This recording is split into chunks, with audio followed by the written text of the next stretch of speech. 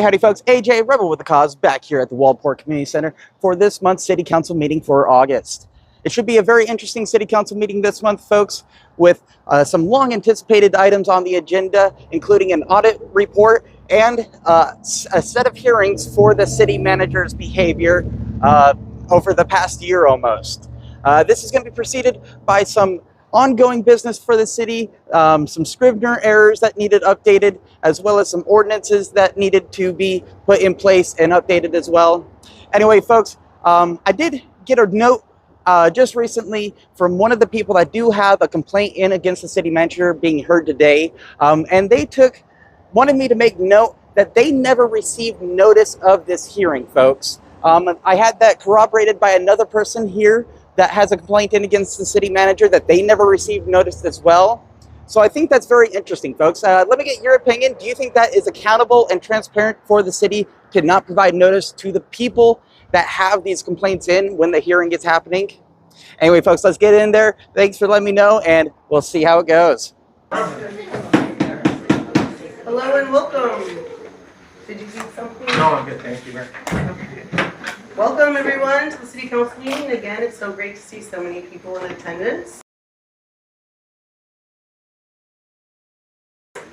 I just wanted to go over the emergency exits are behind you, me, and over here to the side. Please turn the ringers off on your phone. Bathrooms are in the hall, and then we have a newly installed camera. So soon I am being told we will be live streaming our meetings, so it's excellent. Call to order. All right. Mayor Lambert? Here. Council President Dunn? Here. Councilor Booth is excused. Councilor Woodruff? Here. Councilor Morris? Here. Councilor Severson is running late, but she did let us know she'll get here as soon as possible. And Councilor Townsend? Here. All right. Quorum is present. Excellent. And then is there any comments or anything that anyone wants to say about the consent agenda? Good to me. So I'll motion to accept the consent agenda A, B, and C. Anyone second? I'll second. Good. All in favor? Aye. And then I recuse myself since I was sick. Okay. All right, and then we have public comments. So we'll go ahead and start with Kelly Miller, please. Hi, and thank you. So a week from Saturday is Emergency Preparedness Fair that's open to the entire community. It's our fourth one. Rick Booth is heavily involved with us on that, as he is with everything else, right? So, but please announce to your various organizations. There is no fee. It's open to the public. A lot of demonstrations, city, county, state. I don't know if I have federal people coming this time. They did last time though. FEMA. Ham radio team's going to come. Yeah, they came last time. And this is in Newport? At the Church of Jesus Christ of Latter-day Saints, just up the hill on Range Drive. Okay, It's in their main hall. Excellent. And what time was it? 10 to 3. 10 to 3. Thank you. All right, the next on the list is Todd Swift.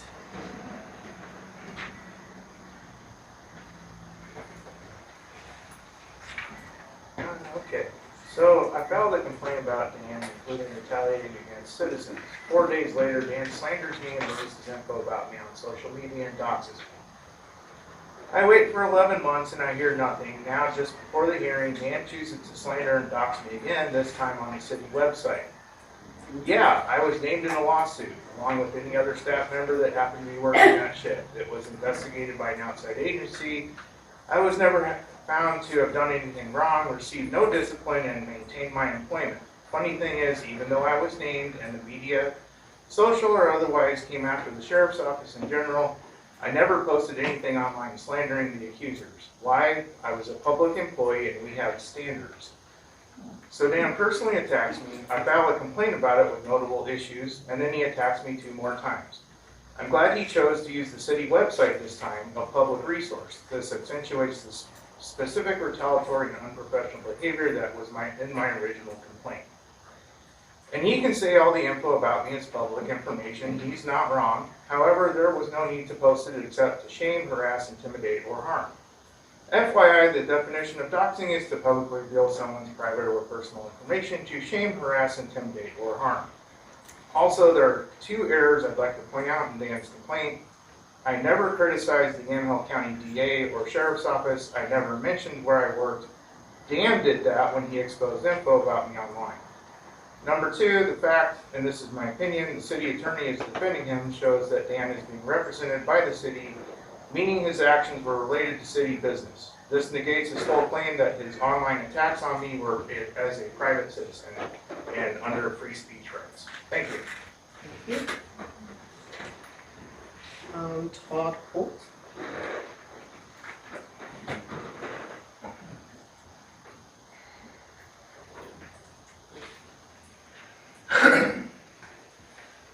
I'd first like to state that I'm a former resident of Yamhill County, and what Todd Swift is talking about, I have the sheriff at that time, Tim Swinson, his personal phone number, and Dan, you're out of line. All right, continue on. I'm here tonight to talk about a little bedtime story here. Up in the Peterson Park neighborhood, there's a couple that lives up there, the D-Labs. I've in the past tried to help them clean their place up. I hauled brush off their place, and no one would come out of the house to help me. So after 4 days, I got a thank you from Anthony because he was goaded by the neighbor to thank me. So the end result is rumor flies that, first of all, that the city is sending in the you know what I'm talking about, code enforcement in on my park. I'm going, no way. I don't have anything in there to worry about.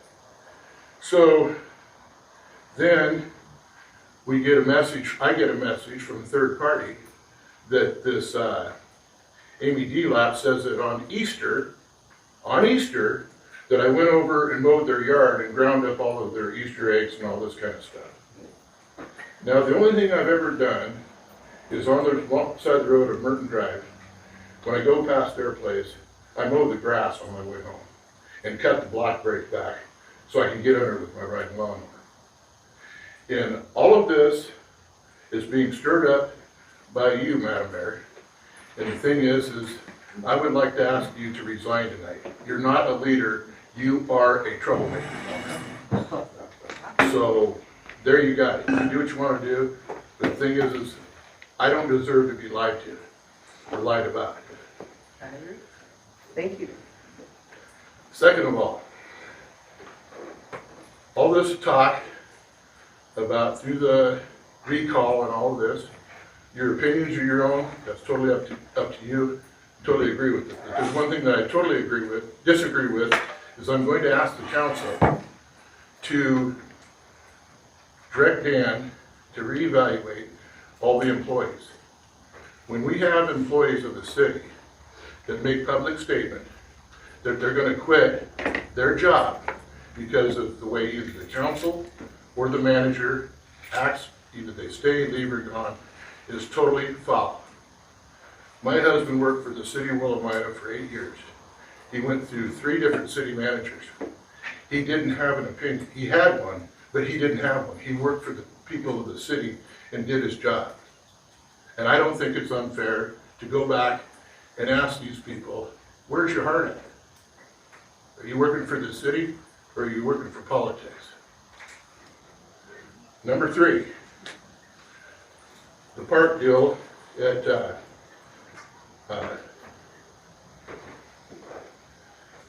Metal Arc Road. Metal Arc. I remember this as Sheldon Street. Okay, that plant was built in the mid-40s by a guy by the name of Finn Starr.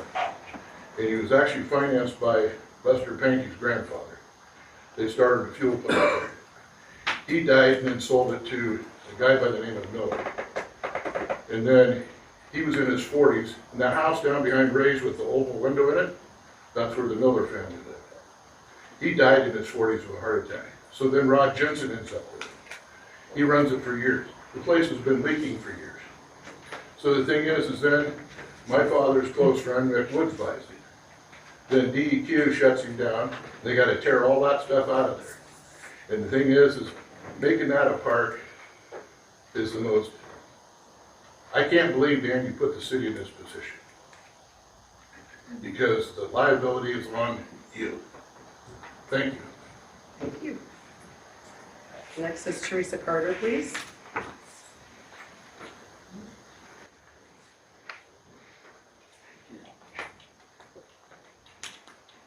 Let's start with the Meadowlark Park. I have spoken with DEQ, and they have not completed their study of the park because was a fuel depot. And with that said, when I talked to them, they said that there's potential vapor. When water and oil mix, there's potential vapor that comes off of it, and we all know that the tide goes up and down. That is carcinogenic for us. That's not what I would want. And they were totally unaware that the property had been deemed inappropriate for building simply because of septic and drain fields. And that took me an hour to get that information. It's hard for me to understand why month after month, people come in here and start asking questions, and the answers aren't coming from you. That's worrisome. That's what your job is to explore, investigate these kinds of things. And you gave your position as a city councilor and properties over to Dan. That's disturbing. Then I have an email that came from a friend of mine. When trust begins to erode, and that's what's happening that's how a lot of people feel right now. When trust begins to erode, there's a quiet shift that can happen within a society. It begins when people start to feel their voices are no longer being heard. They speak, but nothing seems to change. They participate, but begin to wonder whether their participation actually matters. They're offered choices, yet increasingly question whether those choices lead to a meaningful, different outcome. Over time, something deeper than frustration can begin to develop. People lose confidence in the system themselves, and they may be one of the most consequential forms of erosion of a society can ever experience. Thank you. Thank you. Monica Marcus.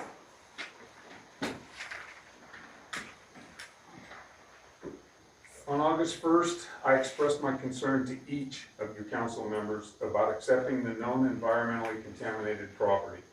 I'm concerned the council acted hastily in accepting a property that has history of environmental contamination without taking the time to do due diligence into the potential consequences. More alarming is the fact that the resolution to accept the property was prepared prior to any discussion taking place. The information presented in the meeting only highlighted potential benefits and downplayed any potential harm or cost to the city. I realize the optics of having access to the river gives the appearance of caring about the growth of the city, but the important concerns about maintenance, development, and the liability of the property should be considered before accepting. I respectfully request you rescind resolution number 1338, accepting the property, and take the time to do the due diligence such a potential liability deserves. And I recommend you rescind resolution number 1313 that allows the city manager to accept property without due process from the council. Thank you. Thank you. And then Bernice.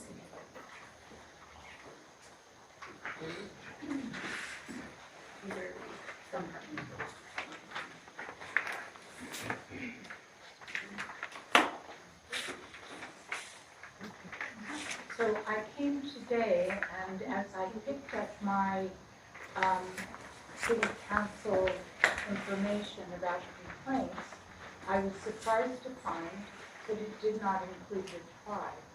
And the reason I was... It does. It does. I just don't see it at the back. I see complaint listed, and I don't see the tribe. So that's not me. It's Curtis Barker, it's number C, letter C.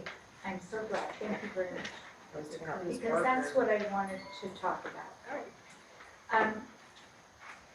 First of all, I didn't think, I sent you a letter, but it was not sent very timely, so I brought a copy with me. The reason I didn't send it sooner, I received the packet, which I started to print, but it's 100 and some pages, and I admit, I don't know that each of you read the entire thing, but I did not. And then I noticed in that packet, even though it had a lot of things that I think are superfluous, and I'll tell you about that, it did not contain the emails between the city manager of Wallport and the tribe. And the tribe's complaint has nothing whatsoever to do with the well-known, well-publicized, well-posted accusations against a community volunteer. I bet every one of you and most of the audience know details of the accusations. It certainly isn't a whistleblowing because it was so well-known. There's absolutely, it doesn't fit the statute anyway, but because you guys have taken no adverse reaction against your employee, there are multiple reasons that it absolutely doesn't fit the statute. However, this is not what the complaint is about. I've given you a copy of the emails between Mr. Cutter and the tribe. And the reason I did that is because what they are complaining about is the fact that Mr. Cutter tried to coerce them, he insulted them, he told them that they were facilitating child abuse, he told them that they were the same as the Boy Scouts and the Catholic Church. It just went on, and when they finally sent a formal letter to the mayor last May, just requesting one thing, no more contact, he wrote again. And then he wrote again and included the whole tone of these insults. Today I noticed two things when I started to read the packet. I noticed there was a letter by the city advice lawyer, city council, and that letter says that whatever Dan did, all of you guys agree as city council members and as the city were done on your behalf and in the scope of his duties, and you encourage that. So what he's done, your council that's supposed to take care of you, not your employee, has made it clear that if there is liability for Mr. Cutter's words and accusations and posts, that you are happily to take that liability, somewhat similar to paying his bills for actions brought against him, his legal bills. So I wanted to mention that, and I want to mention one other thing. I'm sure my time is getting up. There's no freedom of speech issue either, so if you've been given that. It happens that when someone is an employee, the rules of a public official, the rules can easily apply. You probably noticed that because Mr. Cutter has asked you, and I think you're getting ready to change your employee handbook to make sure that you are also liable for all the public statements he makes and no longer limit what he can put in various places. The most important thing is that the tribe simply sent a request. They didn't retaliate against Mr. Cutter. They didn't try to escalate. They didn't threaten anything. They just asked that you as council direct the city manager to stop contacting and insulting them. I have one last thing to say, and that is simply that the sheriff, the DA, the 4-H, the Girl Scouts, and the tribe, not one of them, and as a 20-plus year prosecutor here in Lincoln County, there is no crime that I see or any evidence reading this silly packet against our community volunteer. There is no crime, nobody's filed a crime, and I would think you as council would simply want the rhetoric and the insult to stop. They're not going to benefit the city, and they're insulting to us who are residents. Thank you. Thank you, Bernice. Thank you. All right, we're now going to begin the next section of the meeting, which is public hearings and ordinances. And I have to find what page that is. Page 17, I think. Page 17. At least there's only, oh, I was gonna say, at least there's only one page number, but there's not. Page 1, also 17.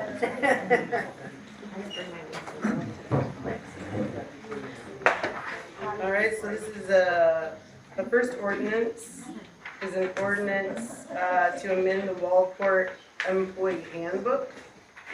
So I'm going to read the ordinance 831, an ordinance amending the City of Wallport Employee Handbook to correct legal deficiencies and conform the city's personnel policies to current Oregon and federal employment law and declaring an effective date. Is there any conversation the council wants to have about this?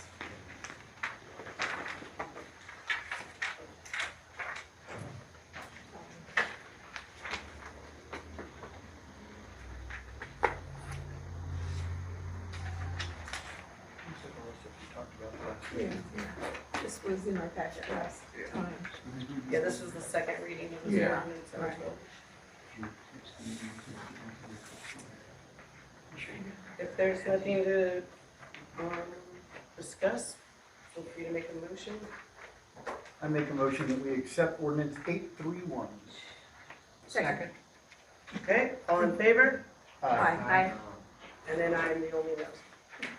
Of course. And then we'll go to ordinance, the consideration of the modification of the city code regarding Conex containers. This is, prohibits, Conex containers in the good part portion of the town regarding regrading commercial and residential properties, Title 1672-0401. I was confused to see this in here because I thought a couple months ago we talked about reviewing it so they could have them with criteria. That's exactly what this is. Okay. So in our legal review, we determined that what we actually need to do is modify Title 16 and Title 8. Title 16 needs to have a process that goes through directing the Planning Commission to do a review of accessory structures, because we have a very, very small section on accessory structures in Title 16. Because Title 16 is land use law, it has to go through a very specific process.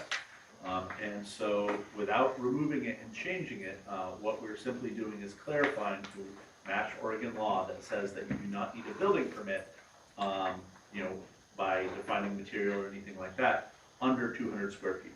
So we are simply extending the definition, and only the definition, of the Conex container to be above that 20-foot threshold. And that allows the current restrictions that we have in place to still be enforced for the large containers and complies with Oregon law for the smaller containers.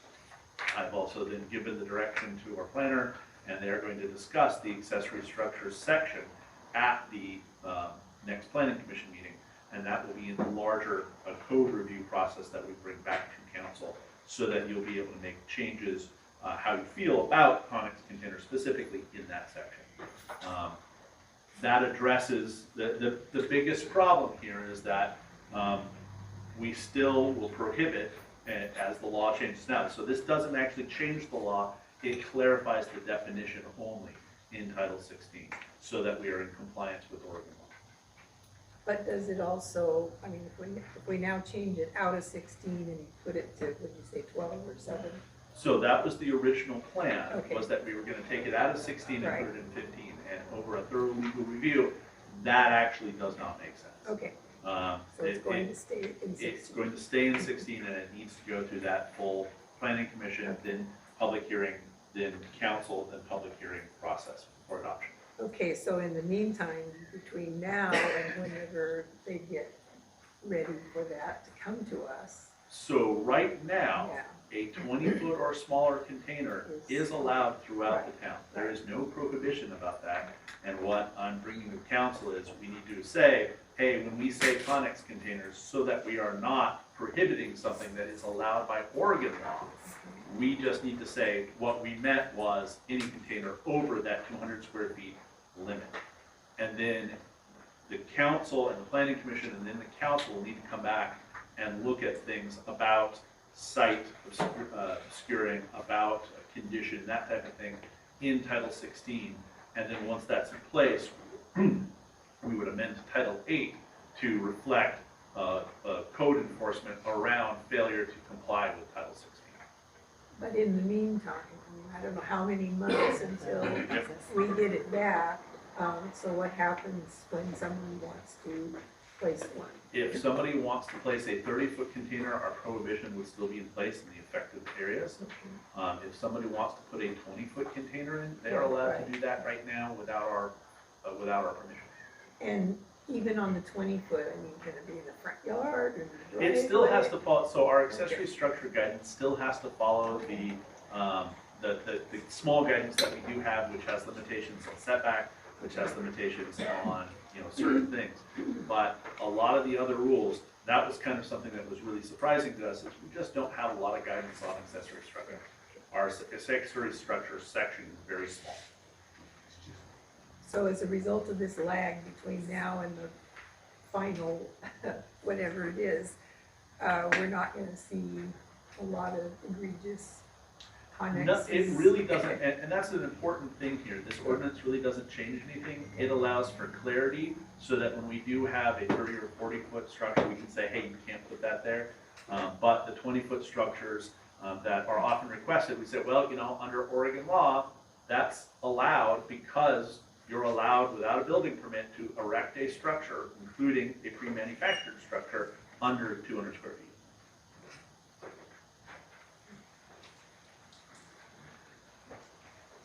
So exactly what does this do? It Just literally make just that- defines the Conex container as a structure over over 200. 20 feet? Yep. So right now, Oregon law requires that we allow 200 square foot structures to be installed. All we can do going forward is to control the manner with location, height, 8-foot fence. Yeah, time, place, it's similar to the camping resolution, it's the time, place, and manner. It is really, Oregon says that unlike a 300 square foot building or a house or a garage, anything like that, if you build something at 200 square feet, a shed, they allow you to do it without a building permit. You can erect, that's why you can go to Home Depot and get those plastic sheds that you kind of put together. Under 200 square feet, you're basically carte blanche. You can define the time, place, and manner around it, but you can't prevent somebody from putting a shed if they meet all those other requirements. Right now, these storage containers effectively meet that requirement in that a 20-foot storage container, 10 by 20, is a 200 square foot structure at 8 feet tall. It is essentially a shed, a pre-manufactured shed. And so we are just saying, hey, when we said there's no storage containers, we did not intend to limit your ability, which is kind of the way our code reads now. We did not intend to limit your ability beyond Oregon law. So we're coming in compliance with Oregon law, and that's what was caught. And then when we want to talk about time, place, and manner, that is where we go through Title 16 and we say, oh, hey, by the way, you can limit construction material. You can't limit the ability to build, but you can say, hey, we don't want plastic sheds. We don't want, many Oregon cities have restrictions around the type of material you use. That's up to the planning commission, and that's up to the council to decide at a later date. And so that is a way that you could go and kind of back end a ban. But in the meantime, this solves the question of the storage containers for timing. Because this solves large containers, not small containers. Yes. And we have a problem with people bringing large containers in. We have a problem in general with people wanting containers and the discrepancy between the larger containers and the smaller containers. I think this is about neighborhoods in general, not a lot of other places in town, right? I was on the planning commission when this was decided, and it really was convincing when FEMA told us that these containers lift, float, and then drop. And so anything in Old Town could be incredibly dangerous during a tsunami. And then be very difficult to move out of place. And so that was what determined my Traffic. Yeah. Anybody have any other discussion? Anybody want to make a motion? It says that it asks a motion to adopt or amend the ordinance, or we can wait. Or do we need to clarify it because of the 20-foot We misunderstanding? should, right now, our current ordinance with prohibition is technically in violation of Oregon rules. We should, all we're adding here is a single definition. Storage containers or metal shipping containers shall be considered only those over 20 feet in length and shall otherwise be considered accessory structures. That's the only thing this ordinance does at all, is add that definition. And it doesn't sneak in any other little codes? There's nothing else that it does. That back page where it's a single page, literally the ordinance is the only thing that we're doing is saying we're adding this definition.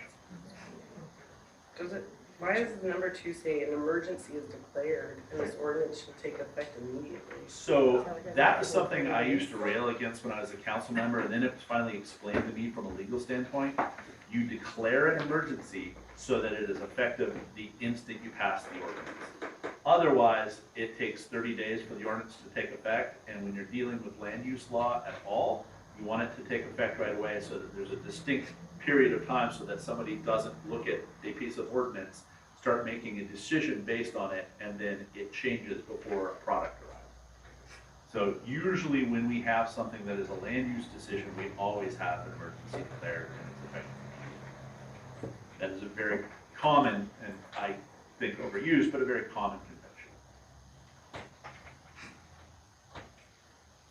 So this was brought to us by the planning commission? No, It's this, brought by the city manager. It's gotta go to the planning commission. It still has to go to the planning commission, so it starts with. Well, not this yeah, not this ordinance. This ordinance doesn't make a change in land use law. It just clarifies existing language. So what we've also done is direct the planning commission to have a discussion this month about accessory structures so that we're about to do our big code update that will be coming to you in a couple months. That will then be included in their public hearing and their discussion. And I don't know what they'll recommend, and I don't know what you'll recommend. That will be entirely, up to you. There's also the state law, because the whole time we did accessories, we did 2 years of accessory dwellings. And just as we were finalizing, the state came in with their own laws and said, yeah, so that's probably why our section is very small, because I don't know the state. Well, these are accessory structures, not dwellings. Right. Yeah. Do I hear a motion on the table? So moved. A second. All in favor? Aye.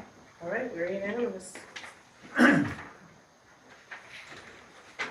we go on to ordinance number 88833, correcting Scrivener errors in Wellport Municipal Code. Is there any discussion amongst the council? This is our second go at this too. And this is mostly like spelling correction Yeah. and scribble. Or correct ORS or, that kind of stuff. It is important to note that in the ordinance, you'll note that section 13 directs the city to review with the city attorney a number of items that were flagged as, and most of these are relatively simple.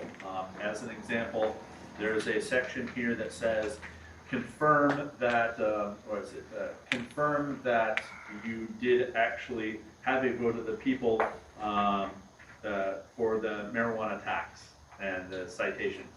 I'm actually going to bring you the abolition of our section in Title V about medical marijuana, because the state has legalized marijuana in general. So there's really no point in having restrictions on one type of marijuana provider when you can just say, okay, well, it's not medical and you can open it. But there are a number of things in section 13 that are, please bring back with further clarification of whether they're correct or not. Okay, so we're not changing anything. or deciding anything about them, just simply asking an attorney to. Those are, hey, these are questions of law that were flagged in the review. You should look at those with the attorney and determine whether they are correct or whether a change in action needs to occur.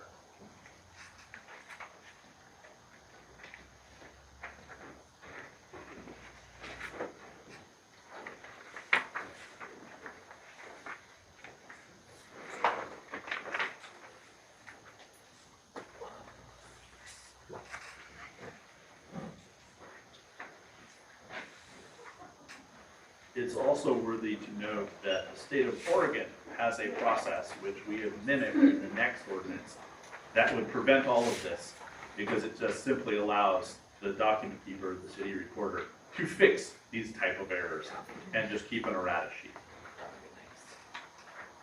And that's gonna be on the website, right, that? Yes, it will be under the code of ordinance, there will be a section that says errata. That's the next ordinance. Oh, okay. I'm just saying that normally we would not have to do this Right. if we had that in place.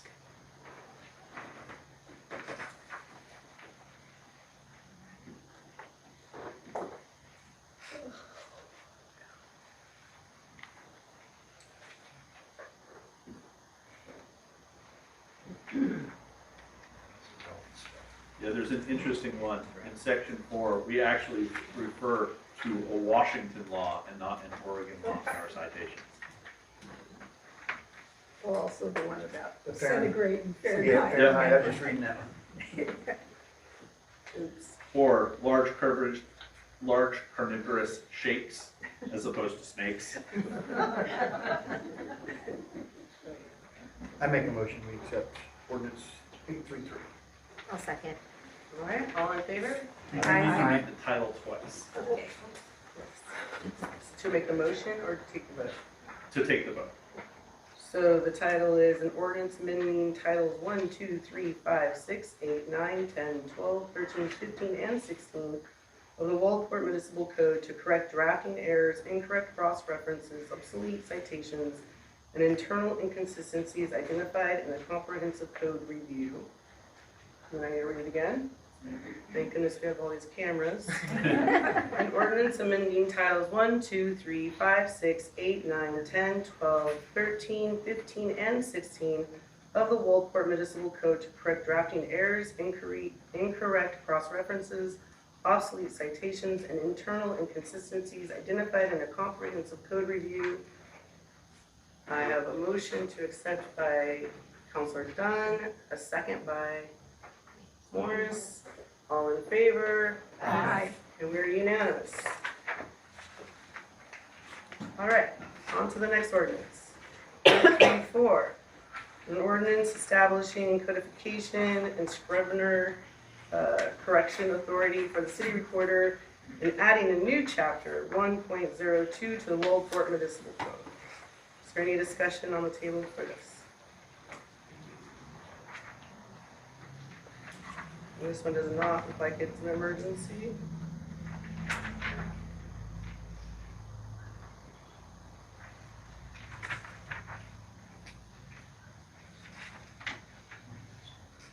I'll make a motion to approve the ordinance 834.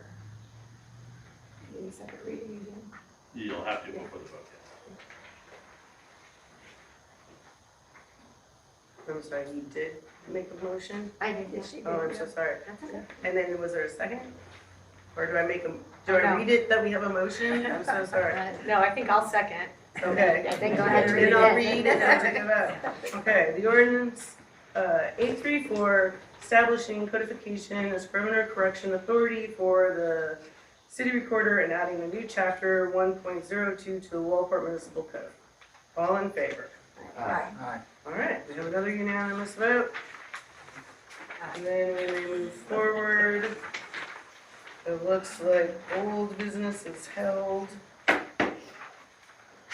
all the way through, and then it has discussion and action on the audit, but I thought I got an email saying that that wasn't on the agenda.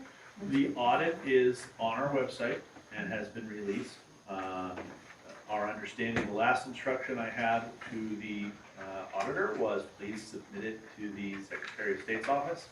I have not gotten confirmation that it's been received by the Secretary of State.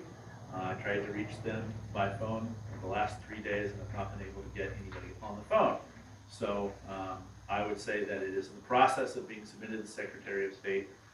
We will have our drafted response based on the letters of concern expressed by the auditor at the next council meeting. But specifically, the auditor raised 2 specific concerns: that we did not have a cash reconciliation. That was brought to the council's attention last year. We are now doing a regular cash reconciliation through a third party, which is best practice. That has been addressed. The other issue is capital assets.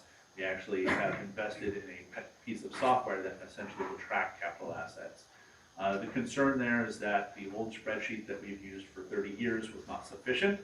I'm not going to argue with that. I think that the program that we're using now it just tracks depreciation a little bit better anyways. It's not like capital assets walk anywhere. These are buildings and pieces of property and that kind of thing. So we just now put them in a piece of software and it prints out a report at the end of the year. Any discussion or questions? So is that also a report on the capital equipment that could be posted on the website? There's absolutely no reason that we couldn't report that capital equipment post. There's nothing about it that is proprietary. There's nothing about it. I mean, it literally just lists all the pieces of property the city owns, some of which are really obscure, but are. We own a sliver over in Bayshore of ocean, basically, because it's always underwater. But, you know, that is what's listed, and all of those assets have a value assigned, and based on the age of the asset, it depreciates. Right. A lot of our infrastructure, a lot of our, and when I say infrastructure, I mean a lot of our capital assets in general are older. Our library is 100 and some years old. You know, that has depreciated. You know, we don't look at that and count any depreciation against our value. It still does have a tangible net value though, and affects the city's overall net position. So the report would also show when something was purchased. When it was purchased, how much it was So purchased we can for, see well, how to the old ability stuff that we is. can know. Yeah, right. That is one of the significant challenges. The old spreadsheet, or was actually an Access database that output to a spreadsheet, just didn't have a lot of that detail. You know, at some point we acquired the library building. At some point we acquired, you know, it's those type of things where it's a little bit nebulous, and you know, we do our best, but it doesn't really. I will say the capital program doesn't really care about assets over 50 years old. It doesn't. Right.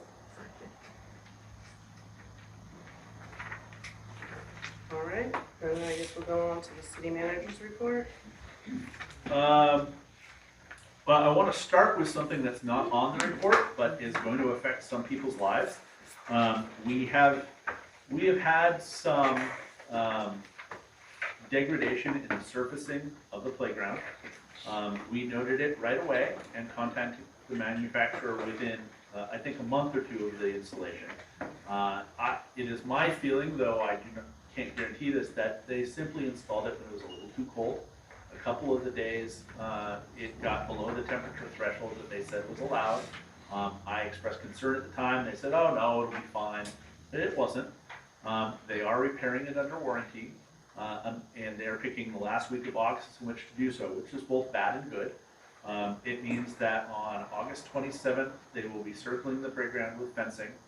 And from the 27th through the 30th, the playground will be resurfaced and at their cost, no cost to us. And unfortunately will be unavailable.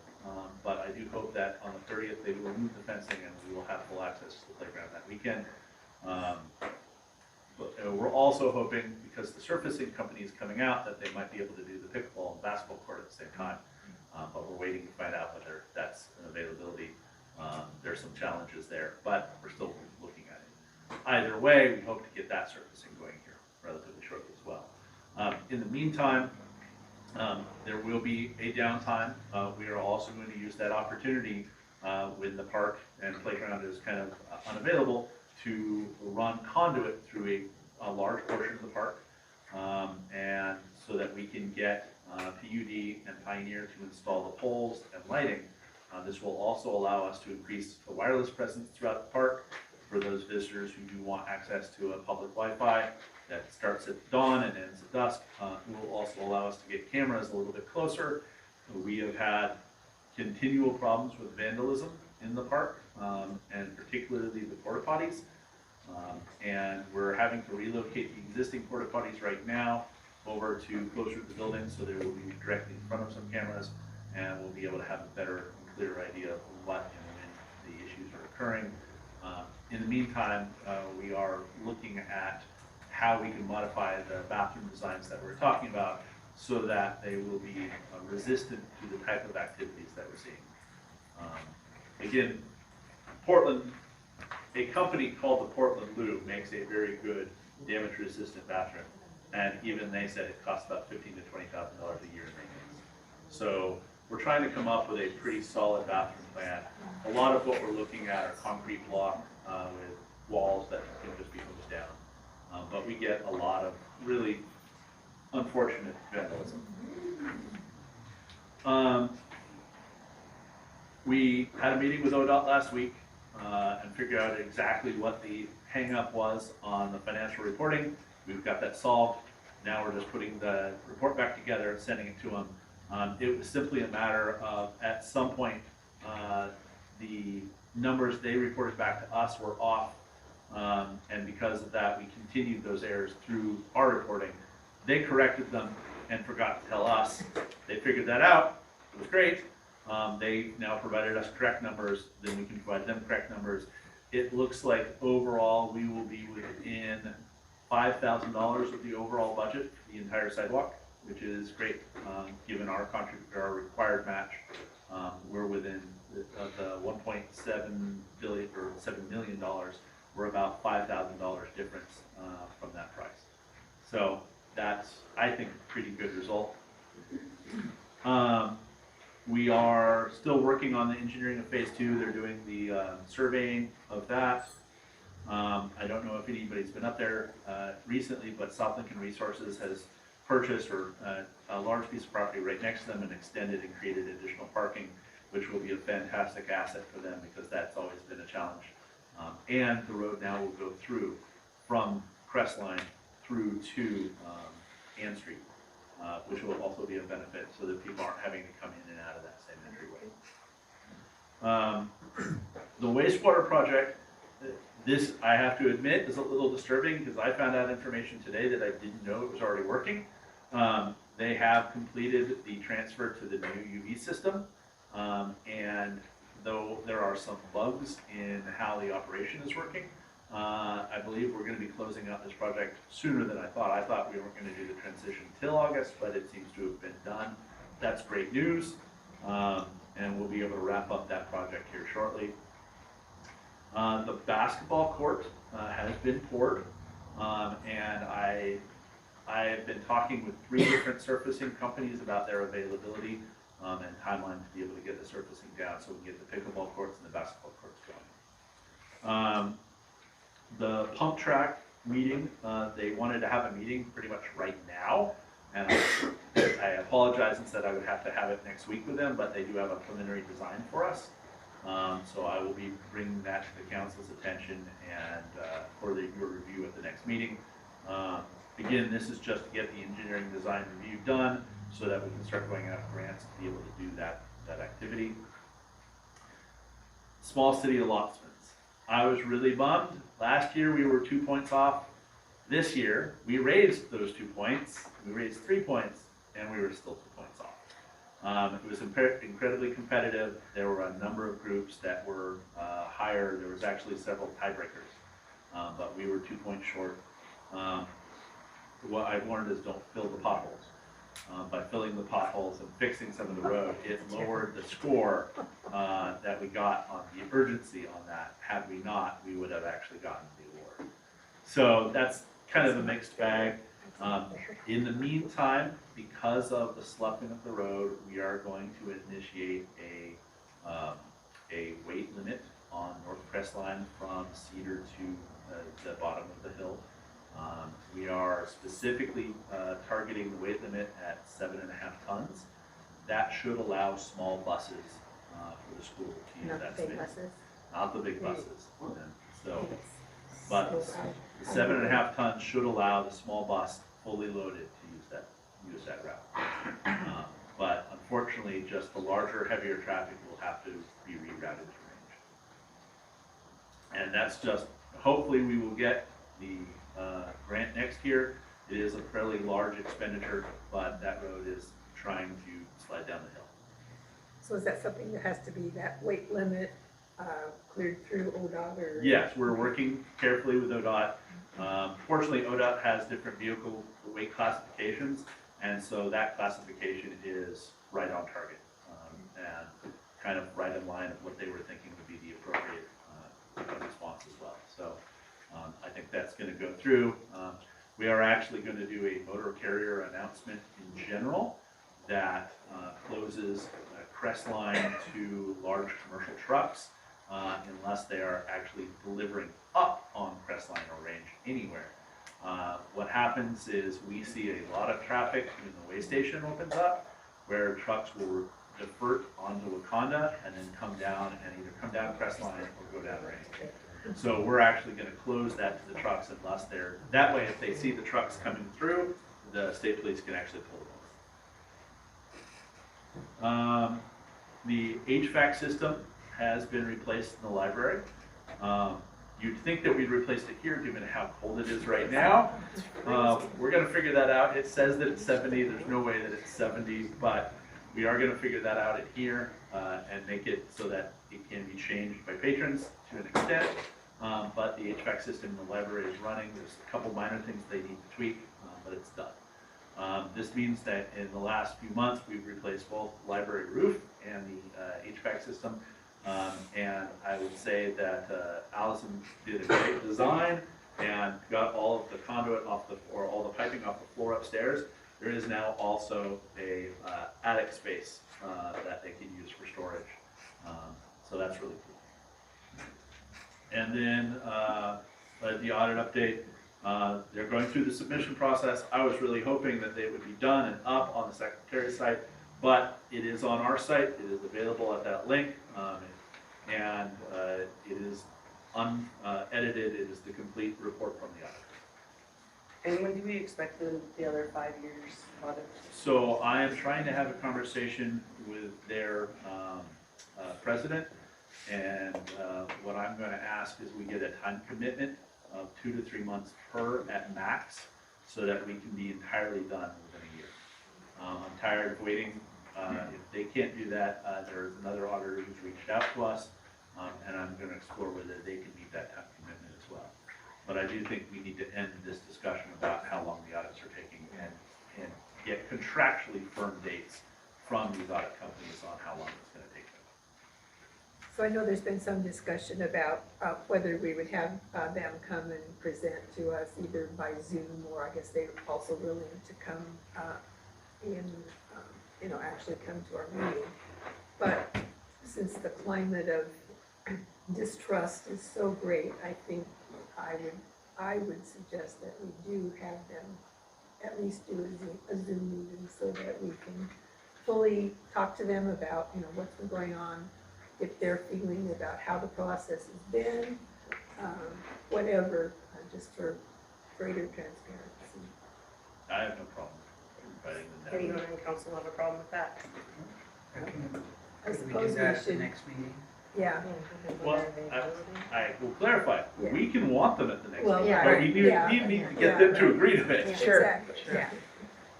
At their earliest convenience. But we have the means to do it by Zoom with the TV monitor here, so everybody can see On the big screen up there, and we can ask questions. right. It would be helpful to, I mean, like any professional, it would be helpful if they got a list of questions ahead of time, so that they could Sure. have prepared responses. So they knew what they were walking into. Much like our attorney has said, if you ask him at the meeting, he's gonna say, well, I'll get back to you with a response. It would be great if we could get a couple what I'd like to suggest is if you can get questions to me by September 1st, we can provide them to the auditors, unredacted, but we do want to be able to send them to the auditors so that the auditors have time to prepare. Keep in mind, you've got a holiday in there and start of school. I believe at least one of them has young children, so just keep that in mind. And it's a relatively quick council turnaround date of September 10th. So I'll reach out to them tomorrow with that invitation, both in writing and on the phone. But it'd be great if we could get the questions by September 1st. Sure. And what about the public? Can they send questions in or just us? It is really your call. You can absolutely, do whatever you want, but Does anybody have a problem with the public? I think it'd be better if their questions came to us, so instead of them reaching out separately. Well, no, not to them. I meant Yeah. the citizens can Email us or email the recorder And pass them on. and then pass them on. Yeah. That way we, because there may be some questions maybe we don't ask, maybe they Yeah. can think of, but yeah. I just want to involve them. But, no, I didn't mean for them to email them directly. So we're all have a consensus that we're inviting the public to write questions to the auditors and send it to Megan, the recorder, and then Megan will. By the first. Before the first. First, yes. Okay, excellent. And then lastly, we have our comments and concerns before we go into an executive session. Any counselors have anything you want to share? Other than it's freezing. I was out on the trails again yesterday and the camps have gotten worse, so I sent you some pictures because it's like in the trail itself now, so I'm hoping soon something can be done about that. we are going to have our landscaper hike the trails and identify where we have areas that we need to clean up. We are having a tremendous challenge with homeless camps, trash, vandalism. We even had a homeless camp set up right outside our water divertment intake, and we were concerned about having to shut that down. And the sheriff's office and the U.S. Forestry said there was virtually nothing we could do to stop them from being there. So we're looking at some legal options there. But the reality is this has been a real challenge.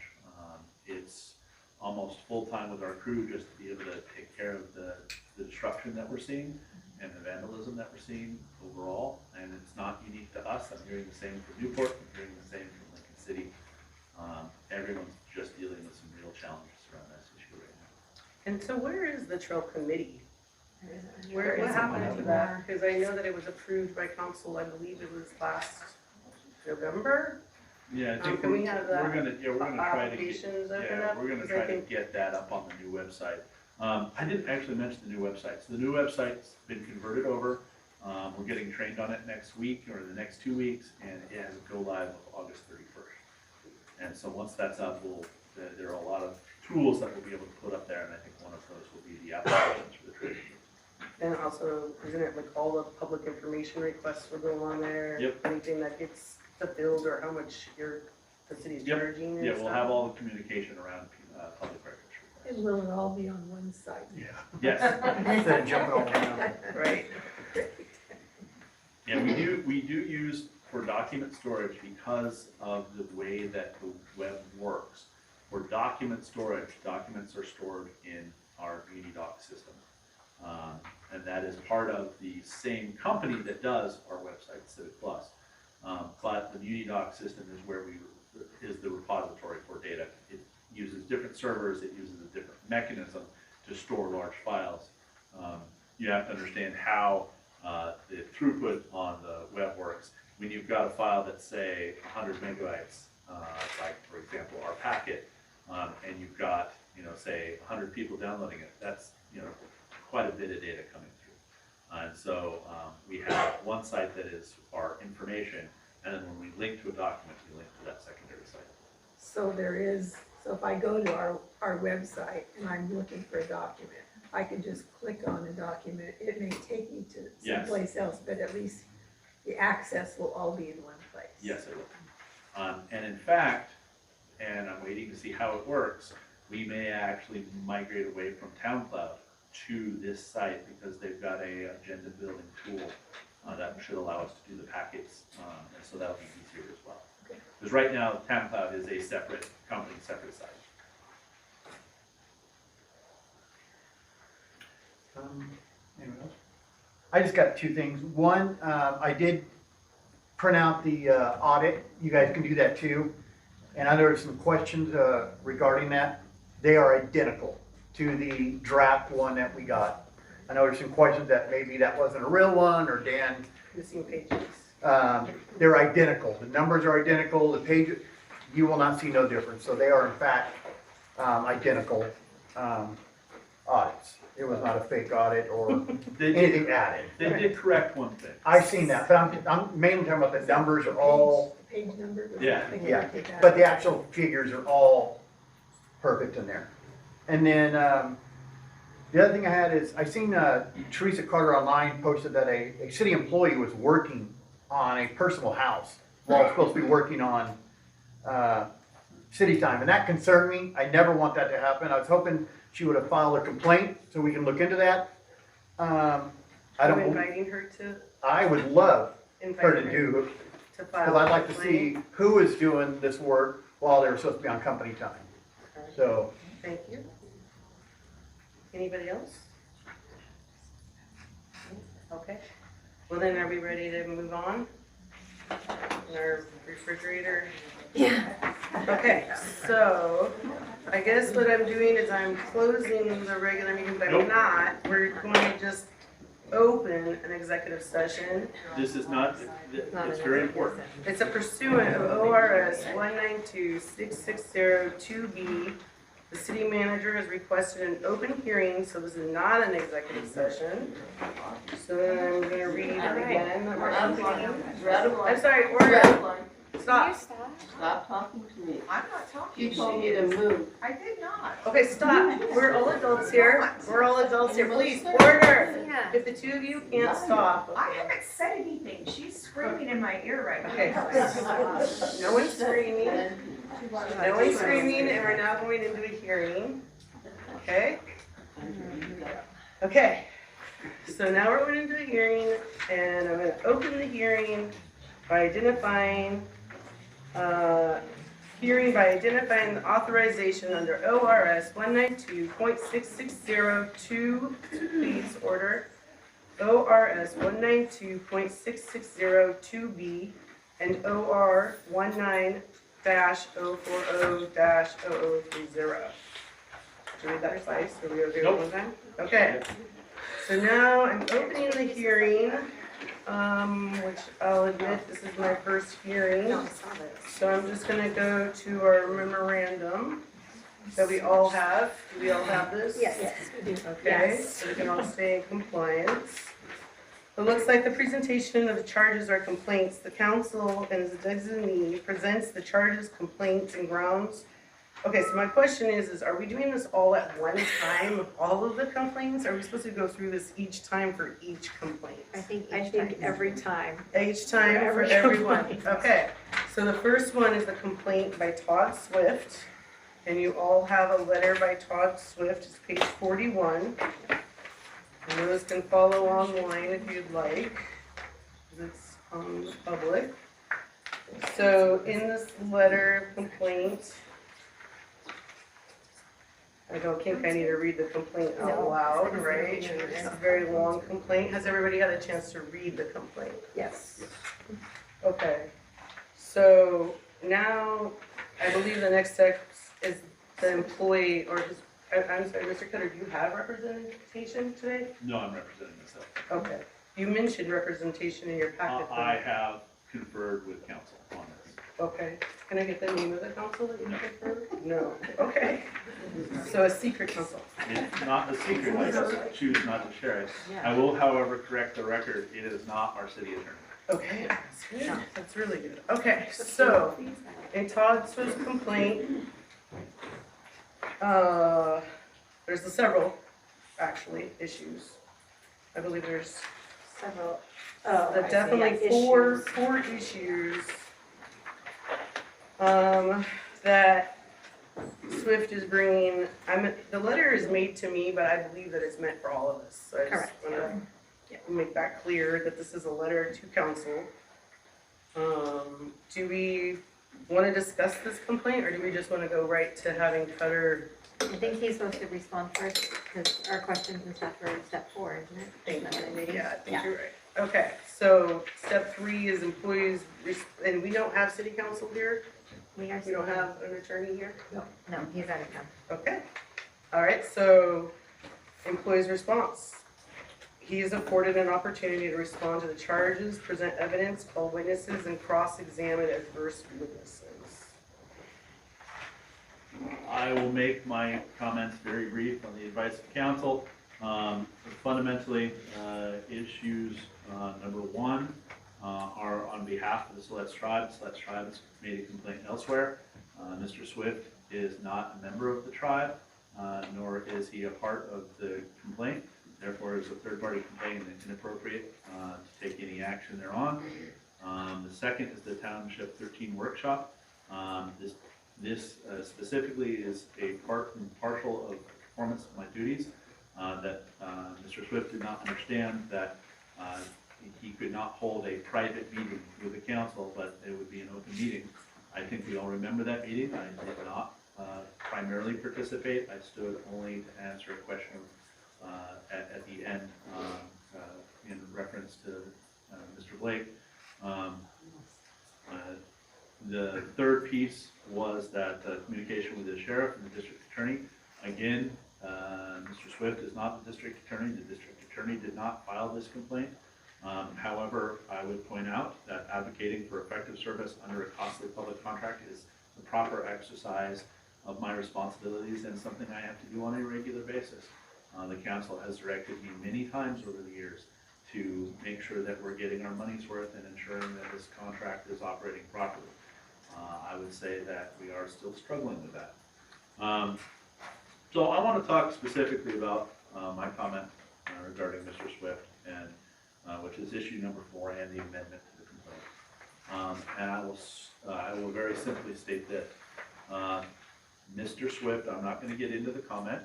Mr. Swift made a comment that described his experience in law enforcement. I then, questioned that experience based on some of the comments that he made. He states that my comments were in retaliation. I would point out that this was on a private Facebook page called Walport Free Speech, and I was posting from my private account on Walport Free Speech. As is indicated and cited, I do not lose my rights to free speech just because of my position, and I was not advocating nor stating that I was speaking as the city manager at the time. Therefore, his characterization in reference to retaliation, that theory is backwards. My comment was responsive speech in a public forum, and the Ninth Circuit has cautioned against treating mere speech made in response to speech itself as a First Amendment violation, while recognizing that public officials retain their own speech rights. If anything in this grievance filed to punish me for protected speech, that raises a retaliation concern, not the speech itself.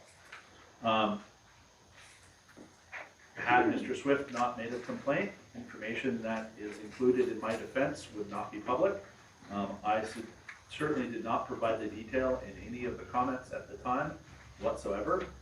However, I do have the right to a full and thorough defense, And that being in an open session, my defense documents must be published.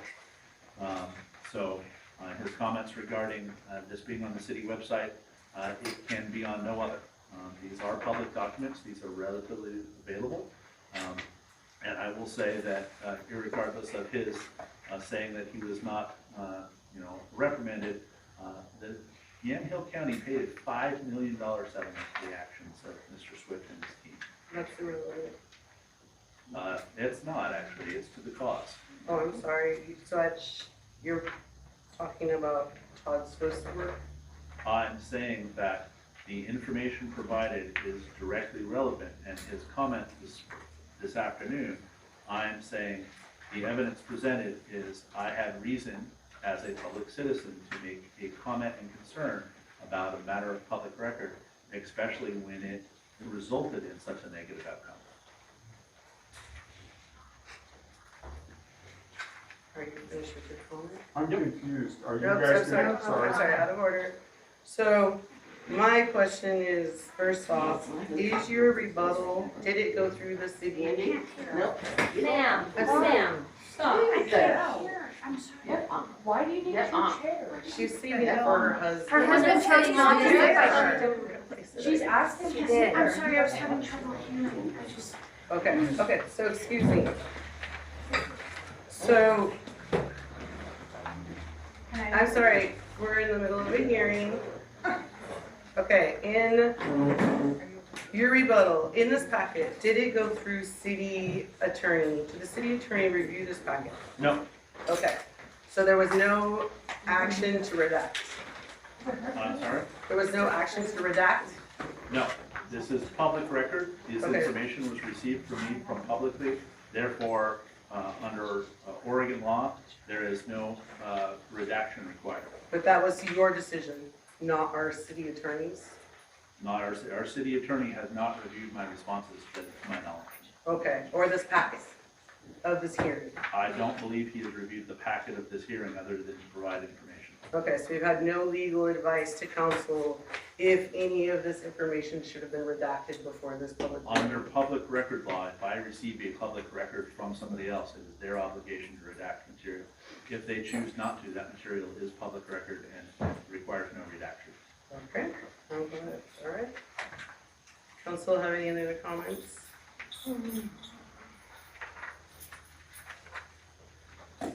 I guess my question is,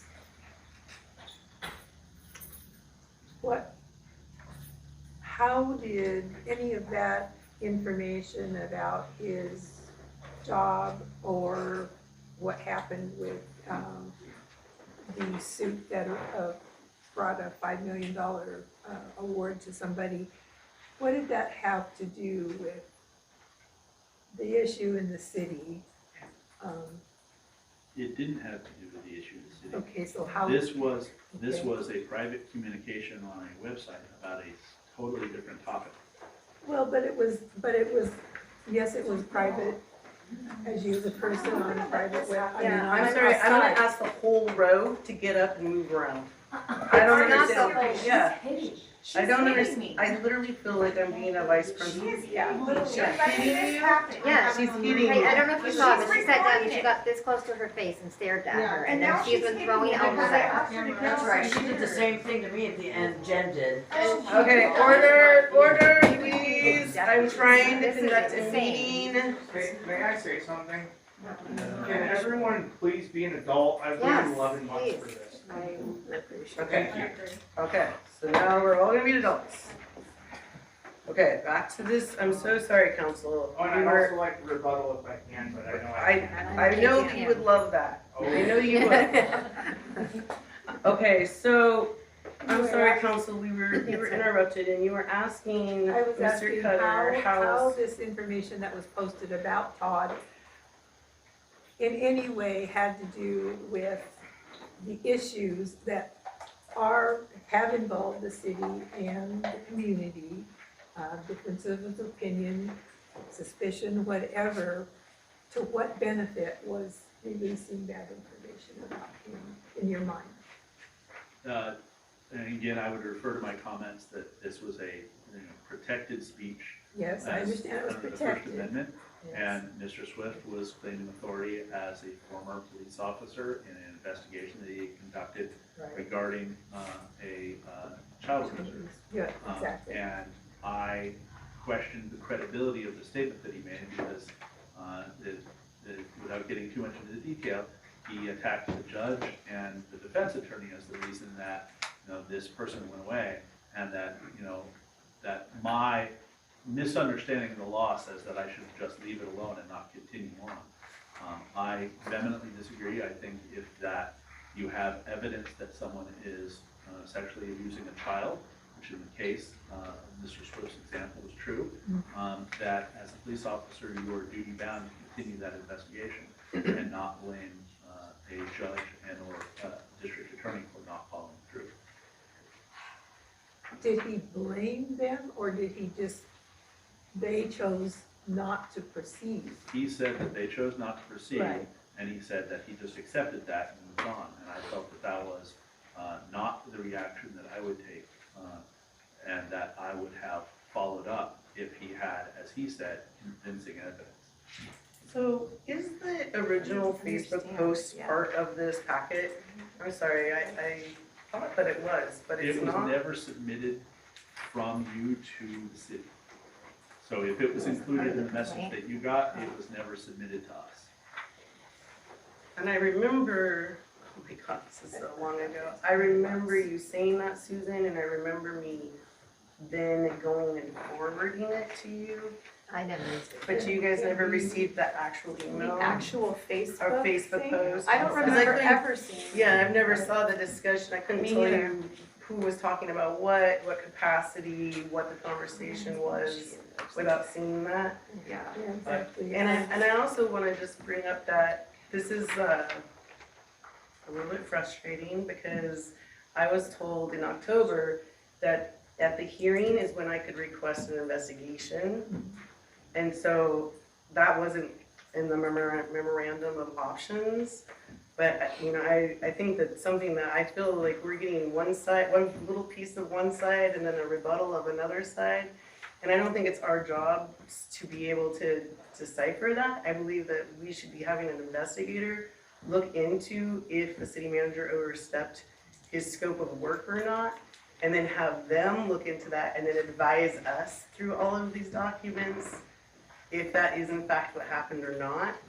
Because right now, we're looking at a very little bit of what's going on. And I understand that Mr. Cutter has a great defense with his suggested counsel, but I feel like none of the complainants have had an option to speak to us, nor discuss their side of what has happened.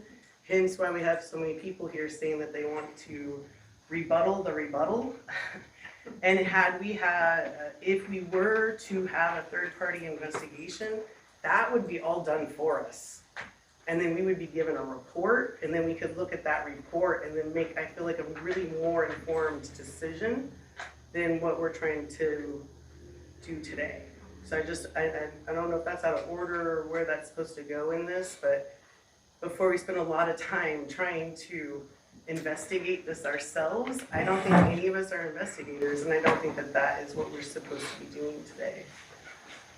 I think you missed a couple sessions perhaps with the attorney, but we certainly have had counsel from the attorney and from him, from CUIS through him, because that a lot of this free speech issue really is unless we handle it correctly, we are damaging, we are subject to. I understand that. Okay. I did get that from the attorney. However, what I feel like that my understanding of these complaints aren't about what was said.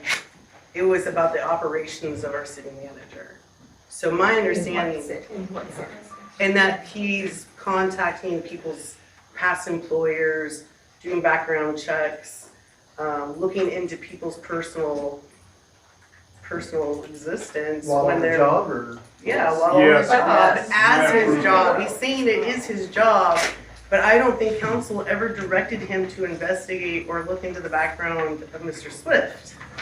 But then like you're saying like an investigation would figure out whether he did it during city time or not city time? Because Or that whether he would- was acting under the direction of council or not. I don't think he Because claims that though. Yeah, he never I saying think he he's did saying this he because did of it council. right, So person, that's he's where- saying he looked into Mr. Swift's background on his own time, because Mhm. maybe that's the question. I don't know, we should is that a ask him. question, is that, You could ask that. did you look into If I have Mr. experience Swift's with directing background as investigations, you might a, ask me. No, thank for you. yourself Why? or as a city manager? Well, Well, you're not, I so. will. You're only doing it to this side of the It room. seems like you're lacking. Okay. Order, please. Why are you yelling at him? Because he's telling me I'm not doing my You job. weren't, you were yelling at these guys. I'm You trying weren't to yelling listen at to me. you guys. I was yelling. There's literally 4 conversations, and there should only be one. This one. So at this conversation, in respect to this conversation, I'm sorry, I didn't hear anything that you guys just said. No, so my question is to Dan then, like, what made you go and do the research on Todd Swift and his personal I was background? having a personal discussion on a private Facebook site, and that site at that time, both indicated that I didn't know what I was doing, and I responded that I felt that based on the information about him that I could find publicly, that maybe he wasn't the correct authority to say that. Did you do that on city time or did you do that on your own time? It was on. But you are a salary employee, right? He's allowed to have a personal life also. Just like any one of you guys. And the courts have upheld Yes. significantly. Stop. What'd you say? The courts have upheld significantly that I do not lose my rights to free speech. Or looking into personal privacy information. I mean, It But wasn't it's public privacy. record. It wasn't That's- privacy. Mr. Swift, as a former deputy, is a public official. And, you know, as a public official, those actions as a public official are not protected.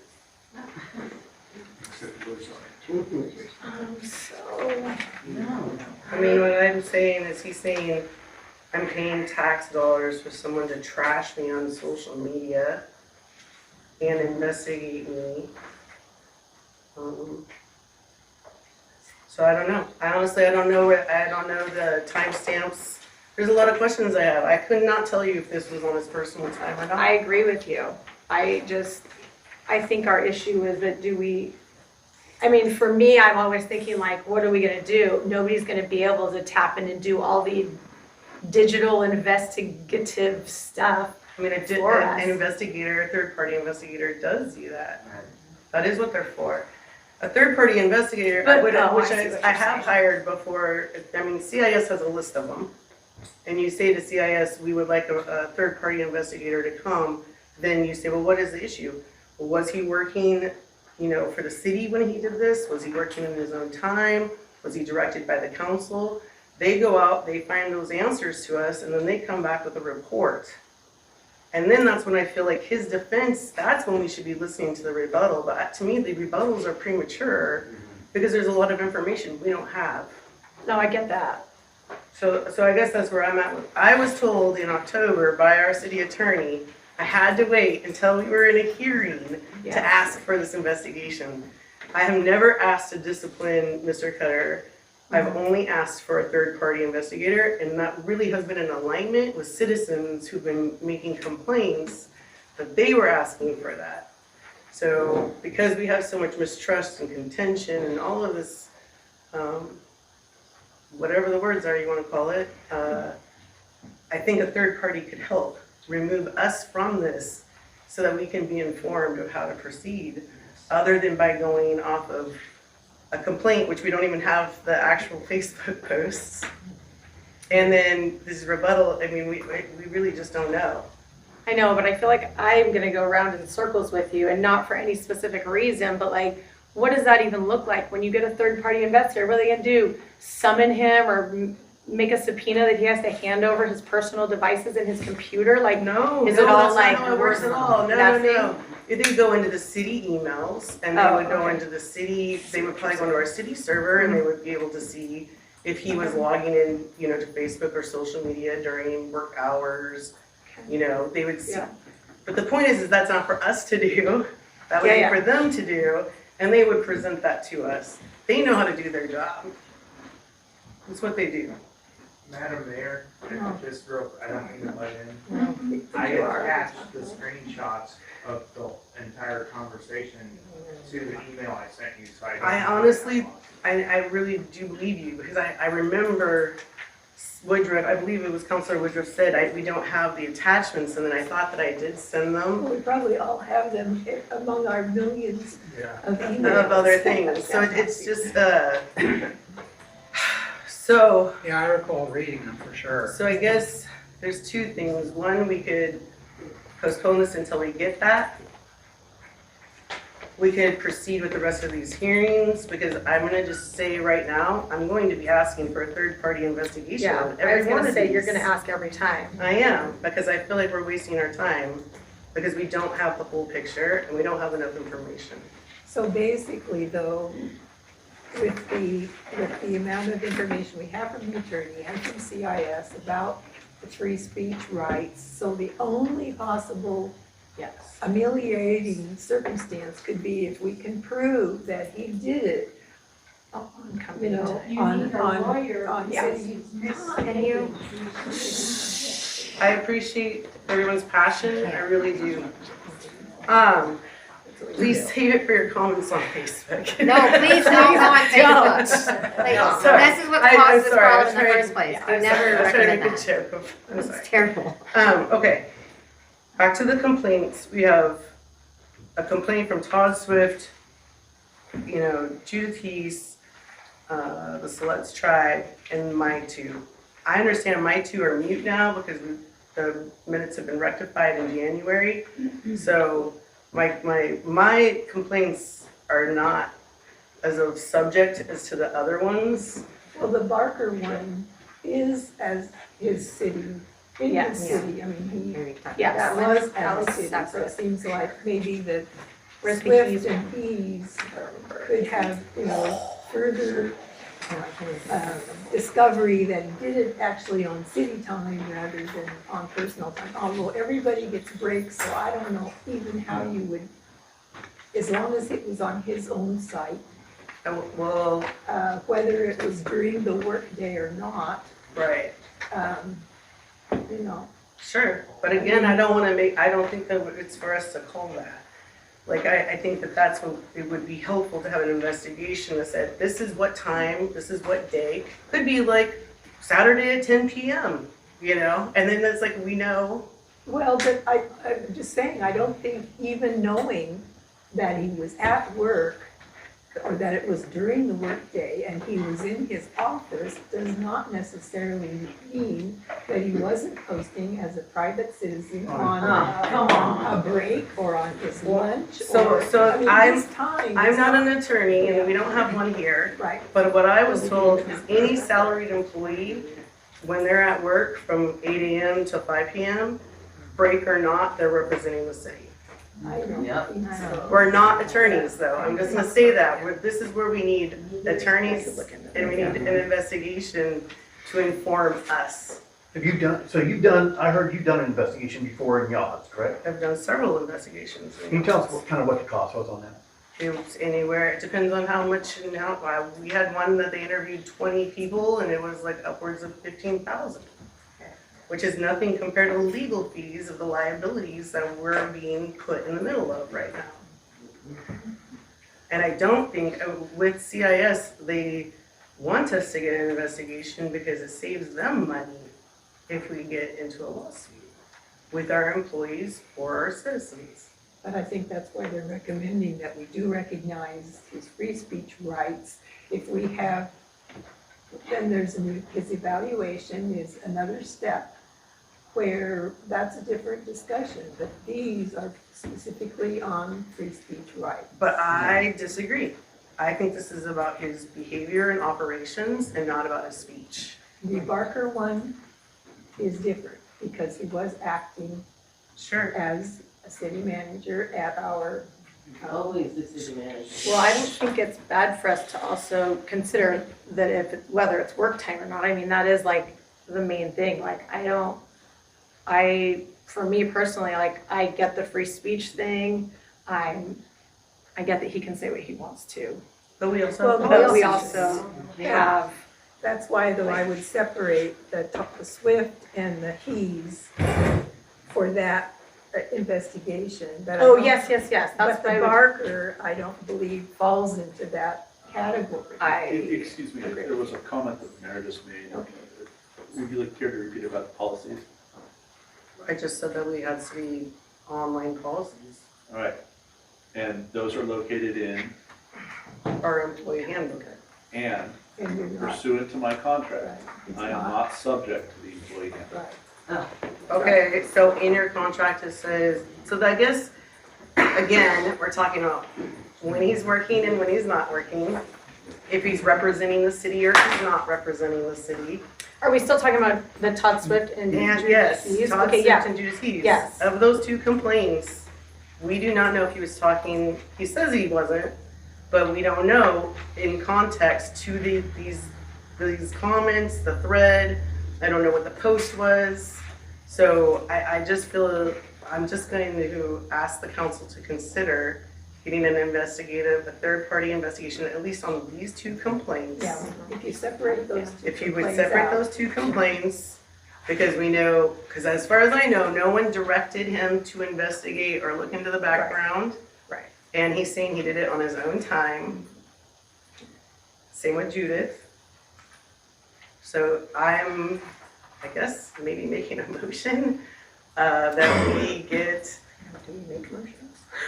I don't know, we're in an open meeting, so I think we just do it. I see what you're saying. well, I think, so the thing that I found confusing is in this, it says that so the next step, so it says, presentation of evidence, council's questions and inquiry, closing statement, Cutter, was afforded to make a closing statement. Then we're declaring, the hearing closed, then we deliberate. Are So, we okay. deliberating? So thank you, Michelle, because I was out of order. I didn't know that either, so. Well, it's not like we do a hearing every Yeah. day. Right, So, thankfully.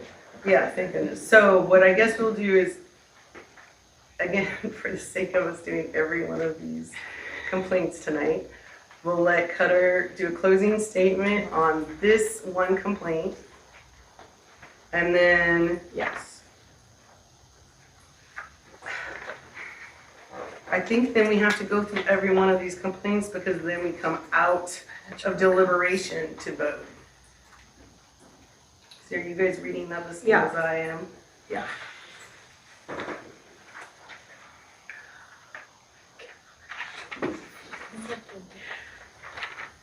I don't know that it's clear whether we do this process or that we could do it for everyone separately, the whole process, or we could look at all of them and then come out and determine what, if any, actions that we plan to take. I'm not sure. I think we So could. I would propose, Yeah. but let's go through all of these complaints Okay. and his rebuttals and then close. Oh, okay. And then do deliberation. Okay, Do that you sounds have good. consensus there?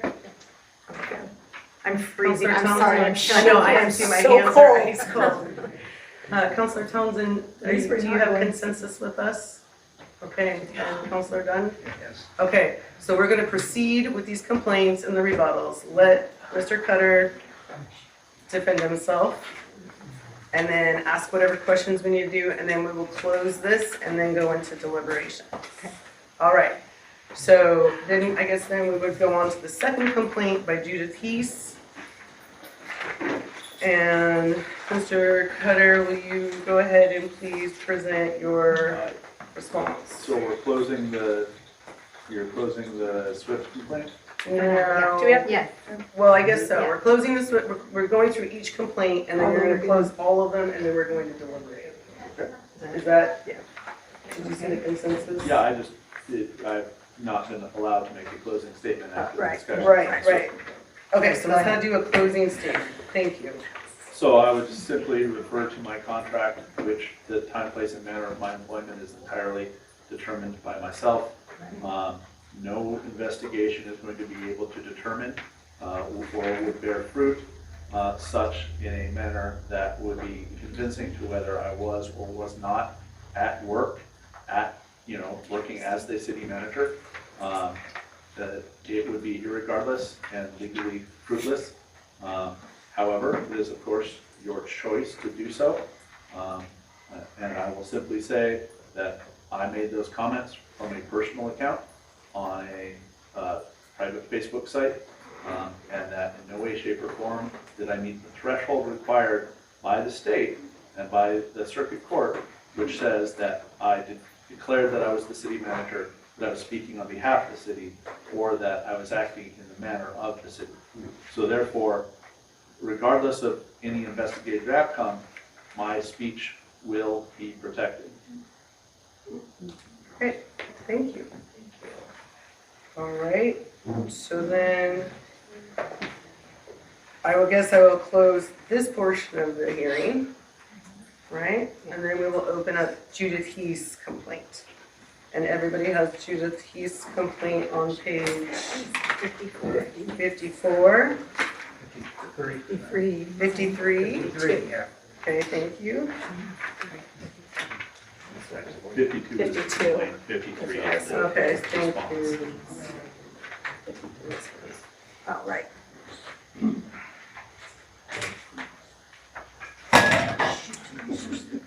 I'm so sorry. Not rep again. You're crazy.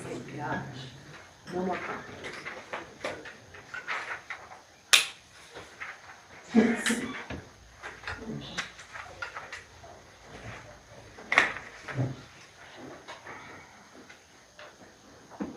Does anybody have any comment, or should we just go ahead and, I'm sorry, Mr. Cutter, you go ahead and. I'm having a hard time finding page 52. 53 is the one you're looking for. I have 53, but that's not. 53 is his, 52 His is response, but not. It's on the back of, 53 is It's on the back of. on the back of this No. article. Oh, mine's on the back of the article. Oh. Mine's not. Interesting. Madam Mayor, in the effort of being expeditious, would you like my copy? No, I just got it, thank you. Okay, I have Judith Hughes. Everybody have it to read? Yes. Yes. Yeah, this thing. Open, I'm not sure. Can I say what I'm confused about just a little bit? Or should I save that? Okay, never mind.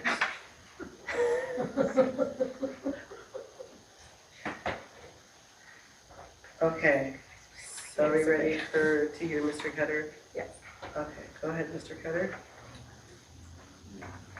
This complaint is in response to a post in which I mentioned a, political action by someone without mentioning them by name. Can you speak up a little, please? Yeah, this response was in response to a post online where I made a comment about someone engaged in political action who is by definition a public figure, and that I mentioned very specifically details about the concerns, and that this was, again, a matter of protected political speech.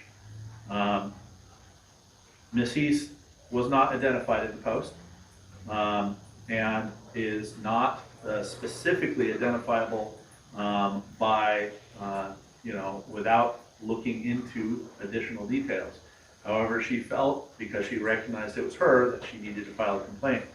I would point out that Ms. Heath is a volunteer for the Beachcombers organization, and her probation was signed over by Beachcombers. Therefore, It's not part of this complaint, though. it is It is? Where? absolutely defined to the defense of the complaint, His defense. which is You that can't limit his defense. I thought this- but he said she's a Wallport recall petitioner, not a Beachcomber she is participant. both, which is what I'm trying to point out. Okay. That this is a continuation of a concerted retaliation effort against myself by the Beachgoers organization for, for the information I provided in October of 2024 to the council.